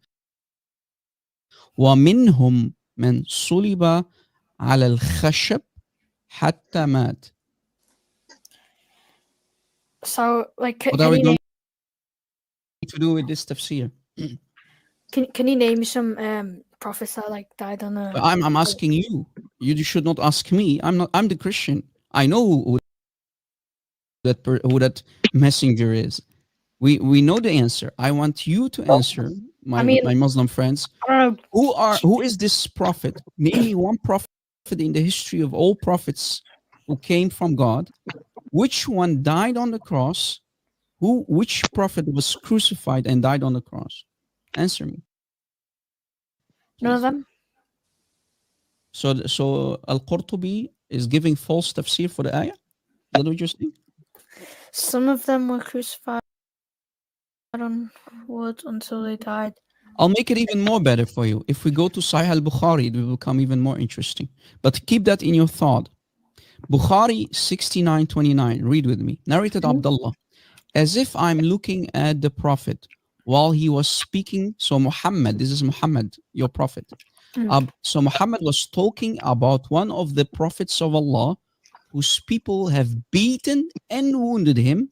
Pay attention. Prophet, there was a prophet who got beaten and wounded by his own nation, and he was wiping the blood of his face and saying, "Oh Lord, forgive my people as they do not know." Who could that be? I think it's Muhammad. Cause like his family were yeah. No, Muhammad. It says Muhammad is talking about another prophet. Yeah, Muhammad's talking about somebody else. Literally, it says, as if I'm looking at the prophet. So Abdullah is looking at his prophet Muhammad. And Muhammad was talking about one of the prophets. So he's talking about other prophets whose people have beaten and wounded him. And he was wiping the blood of his face and saying, "Oh Lord, forgive my people as they do not know." This is not talking about your prophet, because your prophet is telling a story about different prophets. So if we combine this hadith, 1 + 1, this hadith in Bukhari, and the tafsir of Al-Qurtubi, where it says that some of the prophets were crucified on wood until they died, who could that prophet be? Isa, Jesus. This is some of Jesus, thank you. Multiple prophets, right? Crucified. That sound like If this is some, it would mean multiple prophets, right? So which prophet was it? Bashir, thank you for your honesty. This is Jesus. So you see, and this is, if this is not enough. Can you hear me? Hello? Yeah, Yeah, just a second, brother. Just a I second. have a question. Yeah, Why but did just a second. Just a Okay, second. okay. So if we go to Ibn Kathir to combine three, the Trinity. If we go to Ibn Kathir for chapter 3, ayah 55, look what Ibn Kathir says. Look what Ibn Kathir says. Look. وقال علي بن أبي طلحة عن ابن عباس إني متوفيك in chapter 3 ayah 55 I am causing you to die أي مميتك causing you to die. And we go down, look what it says. Look what it says. وقال إسحاق بن بشر عن إدريس عن وهب. So after the from, Allah caused Isa to die for 3 days. Allah caused Isa to die for 3 days. Then he resurrected him. Then he took him up to himself. Look, let me copy this part. This is Ibn Kathir explaining actually that Jesus did die. Is this authentic? Sahih. Look, it's Ibn Kathir. Is Ibn Kathir good enough? Look, read with me. Here's the English translation of the part. This is Ibn Kathir. Ishaq bin Bishr said on the authority of Idris, on the authority of Wahab, Allah caused Isa, him, meaning referring to Isa, him, to die for 3 days, then resurrected him, then raised him up to himself. So are you asking me who does that sound like? Oh, no, not that. We know who it is because if we go to the ayah, it's talking about Isa. Look. Right, Let me go to the ayah so you can see it with your own eyes. This is the tafsir for the following chapter, chapter 3. Let me choose the correct translation. Chapter 3, ayah 55, Surah Ali Imran. I want you to read it this time, brother. Read it what it says on the screen. Recall what time Allah said, "O Isa, verily I shall make thee die and Wait, what? She'll make thee what? Thee die. There you go. And I'm lifting these to myself, and I'm purifying thee from who disbelieve, and shall place those who follow thee above those who disbelieve until the day of resurrection. Thereafter unto me shall be the return of you all. Then I shall judge between you of that wherein ye were wont to differ." So wait, Allah did what? Allah made Isa die. So this is immediately after when Allah is doing the deception. They deceived and Allah deceived, and Allah is the best of deceivers. So he tried to out-deceive the Jews. In context, this is the Jews. So Allah did what? What Allah is saying, you Jews did not do it. I made Isa die. I shall make thee die. And I'm lifting thee to myself. So we have two things here. Allah caused Jesus to die on the cross, and he took him up to himself outside of creation. Because it says, I took thee to myself. Where's Allah? Outside of creation, right? What are we going to do now? I'm lifting thee to myself. Yeah. So if we go back to Ibn Kathir, agreeing that Allah caused him to die for 3 days, which agrees with the Bible, with the New Testament, then resurrected him, then raised him up. What are we going to do? You Muslims have always tried to convince us that it never happened. So Sheikh, Logic, what are we going to do with all of these stories that we can find in the Islamic books? I mean, the only thing we can do, man, is say Subhan Yeshua, man, for saving us. Subhan Yeshua. So I still didn't get the answer. Some of them were crucified on wood until they died. I want, Bashir, you were honest moments ago, but I want the others to be honest as well. Which prophet was crucified on the cross in the history of all prophets and died from the crucifixion? Jesus. Thank you very much. That's right, Bashir. Beautiful. But who documented it? Just to add up to my brother Rob Christian was saying as well. Guys, do you see how Muslims, when they are cornered, they have no other option but to agree with us? Here we have a young man who agrees that it is Jesus. So he is more honest than any grown-up Muslim. This guy is 12 years old. You see, you have the innocent 12 years old who are more honest than the adult Muslims who need to lie, because without lies, Islam dies. We go to تفسير ابن عطية المحرر الوجيز في تفسير الكتاب العزيز from ابن عطية. He's given a تفسير from Surah 3 ayah 55, same thing. The قول of Ibn Abbas, the cousin of the Prophet, the first cousin of the Prophet. What did he say? He says فقول ابن عباس رضي الله عنه وهي وفاة موت لابد أن يتمم. يعني it's a death that needs to be completed. Ibn Abbas himself is literally demonstrating that to us, and he's telling us that the death that needs to be completed. That means he had already an actual death. So what do we do with that as well? So guys, what can we conclude? Actually, the early Muslims in the time of Muhammad did believe that Jesus died. So it's a modern fabrication, a modern lie that Jesus did not die in Islam. So they are always deceiving us. They have always been deceiving themselves and us. Actually, the Quran and the early Muslims like Ibn Abbas believed that Jesus did die. Even in Islam, either the anti-version, anti-Christ version, which they call Isa, even Satan in his book, in the Quran, cannot deny that Jesus did die. This is interesting. So this is where we're at, guys. Because I want to hear the other Muslims too, if they can be as honest as Bashir. Yeah. Which prophet? Bashir is agreeing with Christianity, right, brother? Bashir's agreeing with Christianity and what we find in the New Testament and the church fathers and all that. All 2,000 years of history saying the same thing. So I want the Muslims to be able to answer this. The prophets that were crucified. Who was that? Because Qurtubi says that. So any Muslim that's on the panel can give this answer.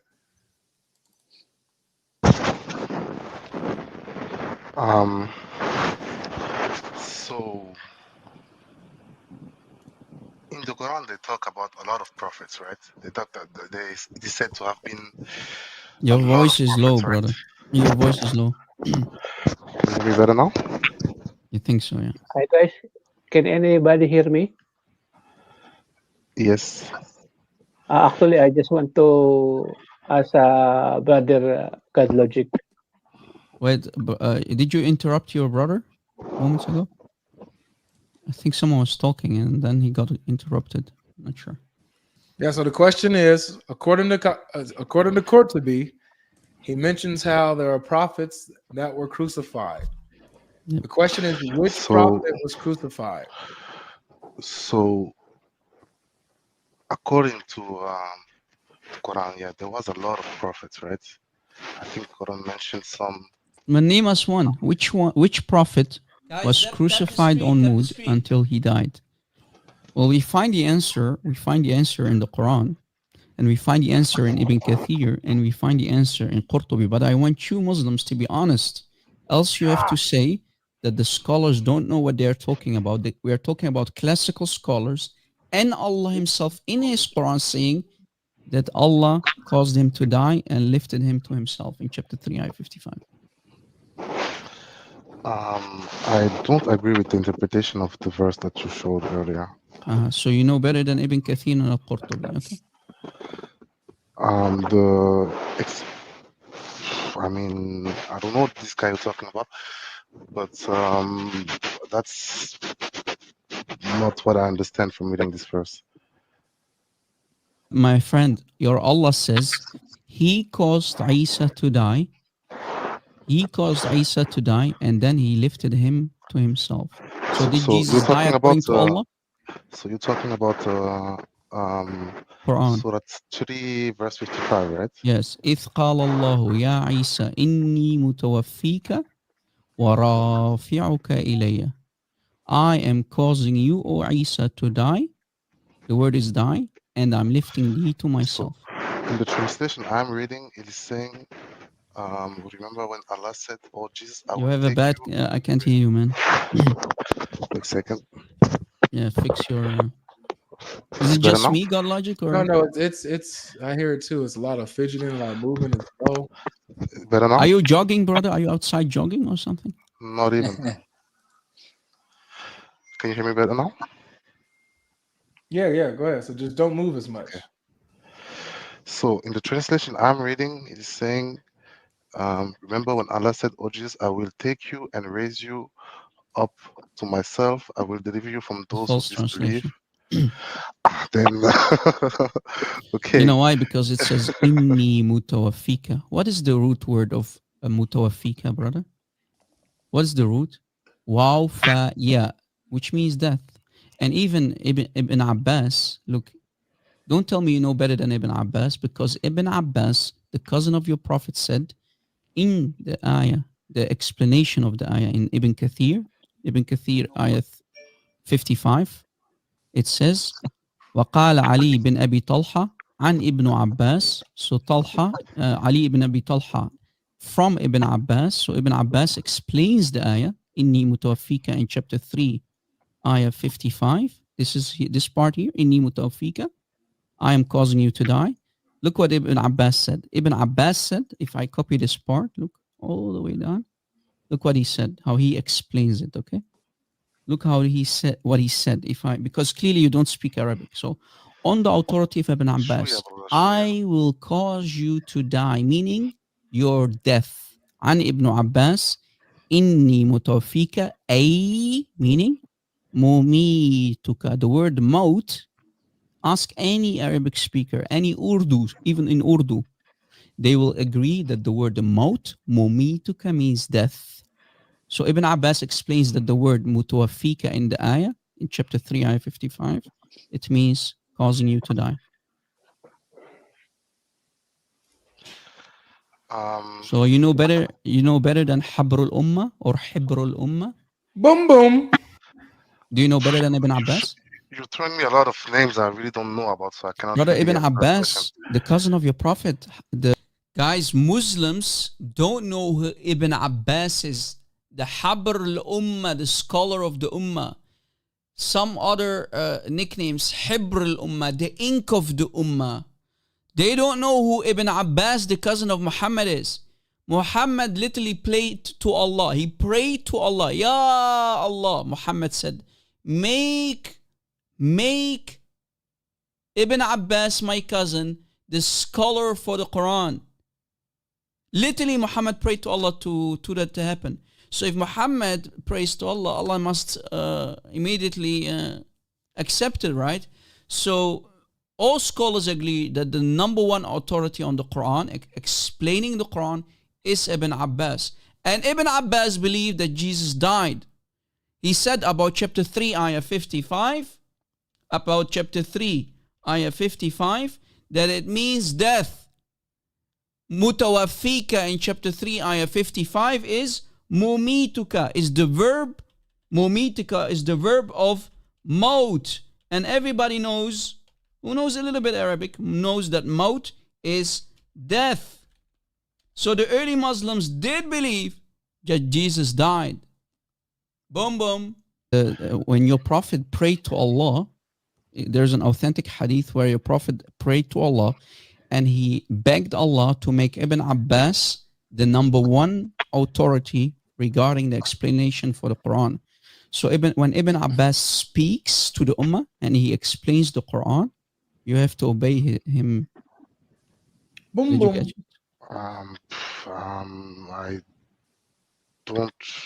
I'm not familiar with this.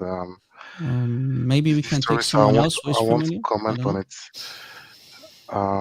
Why would you come up and embarrass yourself as a Muslim if you don't even know who Ibn Abbas is? He doesn't even know the basics of Islam. How are we going to talk to Muslims if they don't even know the main Sahabi, the main companion for explaining the Quran, the Ibn Abbas, the cousin of Muhammad? I mean, what are we going to do with these Muslims, man? Shuyukh, I'm talking to the shuyukh, imams. Why do you keep sending us these little puppies who don't even know basics of Islam? Embarrassing, man. But what you doing here, then, man? I mean, really, it's either I say, you're throwing a lot of references that I don't know, so I cannot comment on this. But these are your books, brother. You cannot deny them. This is Ibn Kathir, this is Al-Qurtubi, this is Allah himself. I mean, this the is book, Allah himself the book of saying reference it. is the Quran. So I was thinking. So you're Quran only, brother? Are you Quran only, or are you Sunni Muslim? I'm Sunni, but the reference you're talking about, I'm not familiar with those.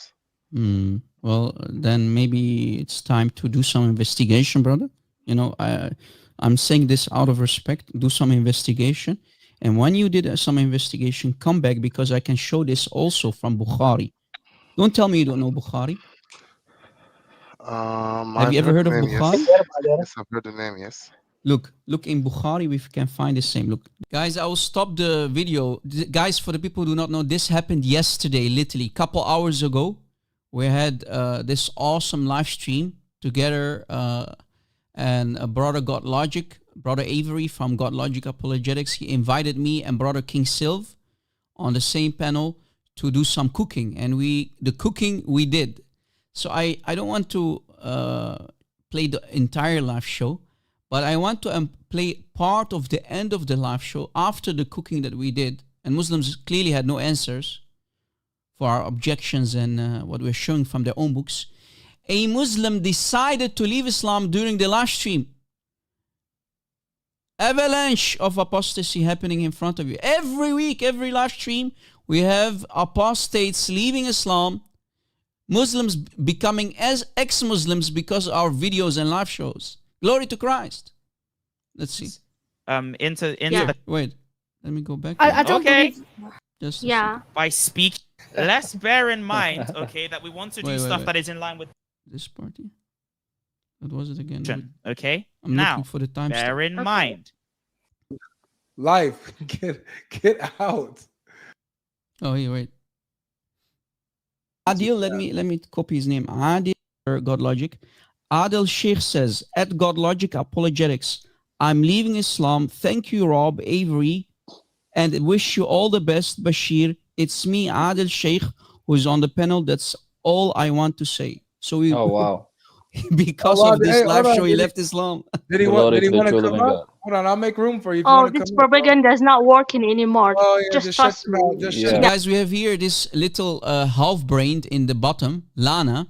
She wants to interrupt the fact, and she calls it propaganda, that her fellow brother in Islam became an ex-Muslim live on air, and she doesn't like it that we bring him up to talk. She doesn't like it. Of course she doesn't like us to show that there are Muslims who are leaving Islam because of our live shows. Yeah. Shut up while we praise God. Yeah, about shut up, you half-brained woman. Dark, fake pagan religion. I'm Can gonna you make highlight his you. name, brother? Is it possible? It's I don't even see the comment. This is Adil. Let me copy his name. Adil. Let's see, Adil. Go ahead and make some room here. Was it the guy that we were speaking to earlier? He was on we didn't speak to him earlier. He was on the panel though, but he didn't get a chance to say anything yet. Let me put his name in the chat again. Look, this is his name. Rajesh says, if this is true, astaghfirullah, I'm leaving Islam. Wait, Rajesh, you're going to leave Islam too? Rajesh, why are you leaving Islam, Rajesh? We have a guy on the chat right here, right now, guys. He wants to leave Islam too. So not only Adil, Sheikh, or what is his name? Adil, who left Islam yesterday. We have someone literally now on YouTube in the chat. His name is Rajesh, 64, who wants to leave Islam. Astaghfirullah, I'm leaving Islam. You want to come up, buddy? You want to call me live on air? Let me highlight his name just a second. Rajesh. Are you with me, brother? You want to leave Islam? Why?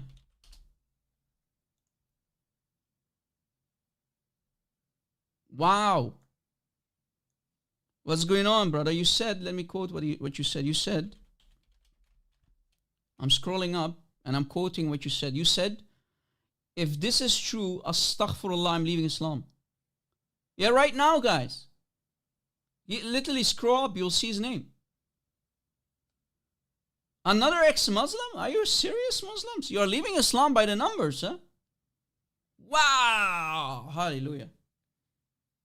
Why, brother? Why? Allah won't give you 72 virgins anymore if you leave Islam. Allah won't give you 72 hur al-ain. Probably a Muslim from India. Islam is dying. Exactly. Wow. Wow, wow. Well, brother, if you hear my voice, God bless you. Stay safe. Rajesh says, you know what? Let me go back. Just a second, guys. Just a second. Let me highlight his comment. Rajesh says, he says, let me highlight his comment. Rajesh 64 says, I never was told this. This is new. Our mullah, meaning his imam, never told him that. So you never heard of this before? And this is what is making you doubting Islam and leave Islam, brother? Glory to Christ. I'm happy for you, man.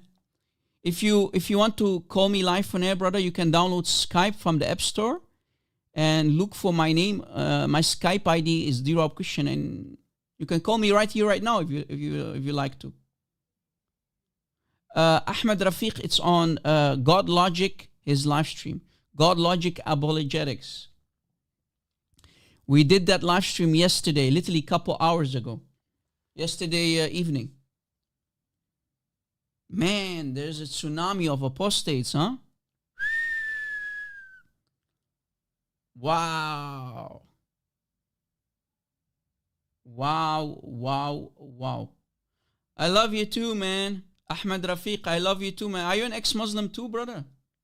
Woo! Muslims are leaving Islam left and right. Unbelievable. Islam is dying, brothers and sisters. Brother, ew. What is this, brother? Wow. Every week, man. Every day Muslims are leaving Islam. Yeah, brother. Brother, are you still with me? Brother Rajesh, are you still with me? Are you still with me, my friend? Literally, this is what your books are saying. Yes. Ibn Abbas believed that Jesus did die. This is in the books. This is in Ibn Kathir, and this is also in Bukhari. Let me actually put it up so you can see it with your own eyes. If you open Bukhari, Sahih Bukhari, it's literally in Sahih Bukhari. Let me show you actually. Give me a second here. We showed it already yesterday, but let me also show it here. Look. Again today. Watch. Sahih al-Bukhari. Look. Sahih al-Bukhari in front of you. Do you see it, brothers and sisters? Sahih al-Bukhari. You can download it, the whole entire book for free, or you can buy it. Volume 6, Arabic English translation. As you see here. Look, page 1410, 1410. If you download the entire PDF, Sahih al-Bukhari, Ibn Abbas said, immediately on top of 4624, Bukhari hadith number 4624, it says, وقال ابن عباس متوفيك أي meaning مميتك موت means death. Do you see it? Page 1410, 1410, Bukhari. You see it? Bukhari, brothers and sisters. And even on sunnah.com we can find the same quotation. So if we go back to chapter 3, ayah 55. Look.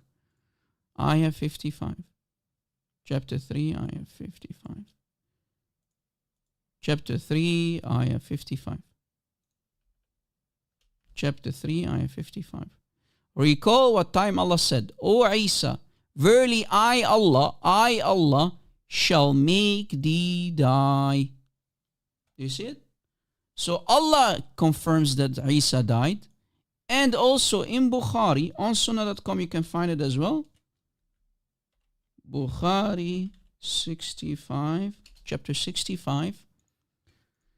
We can find also on sunnah.com the same quotation. Look, Right above Sahih al-Bukhari, hadith number 4623.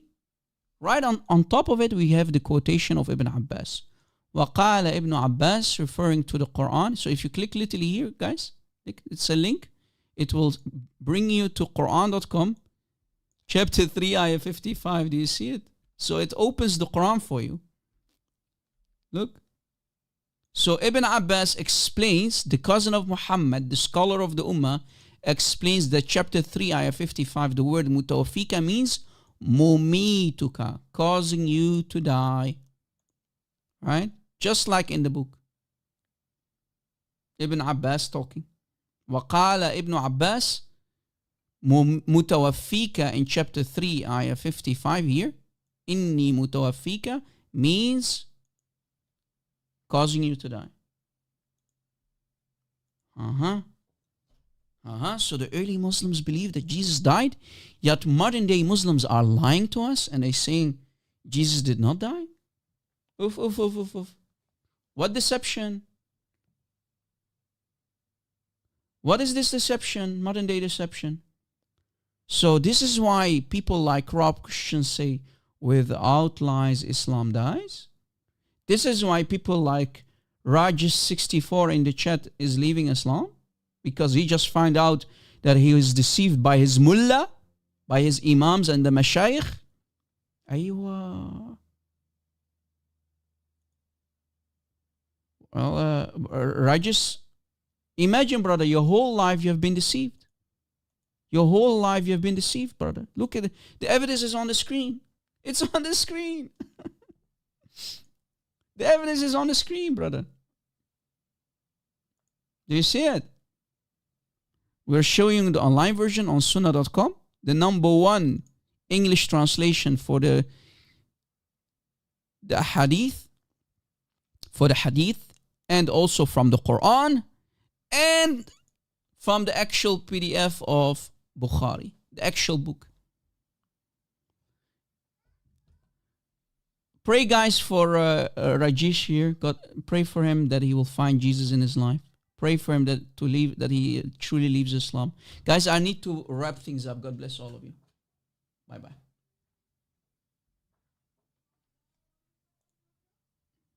See you very soon in a new live show. Jesus is Lord and Islam is false.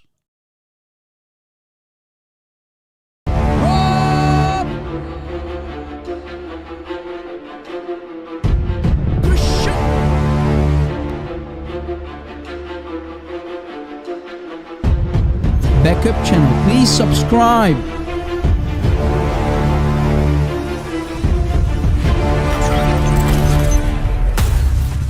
Did you subscribe, guys?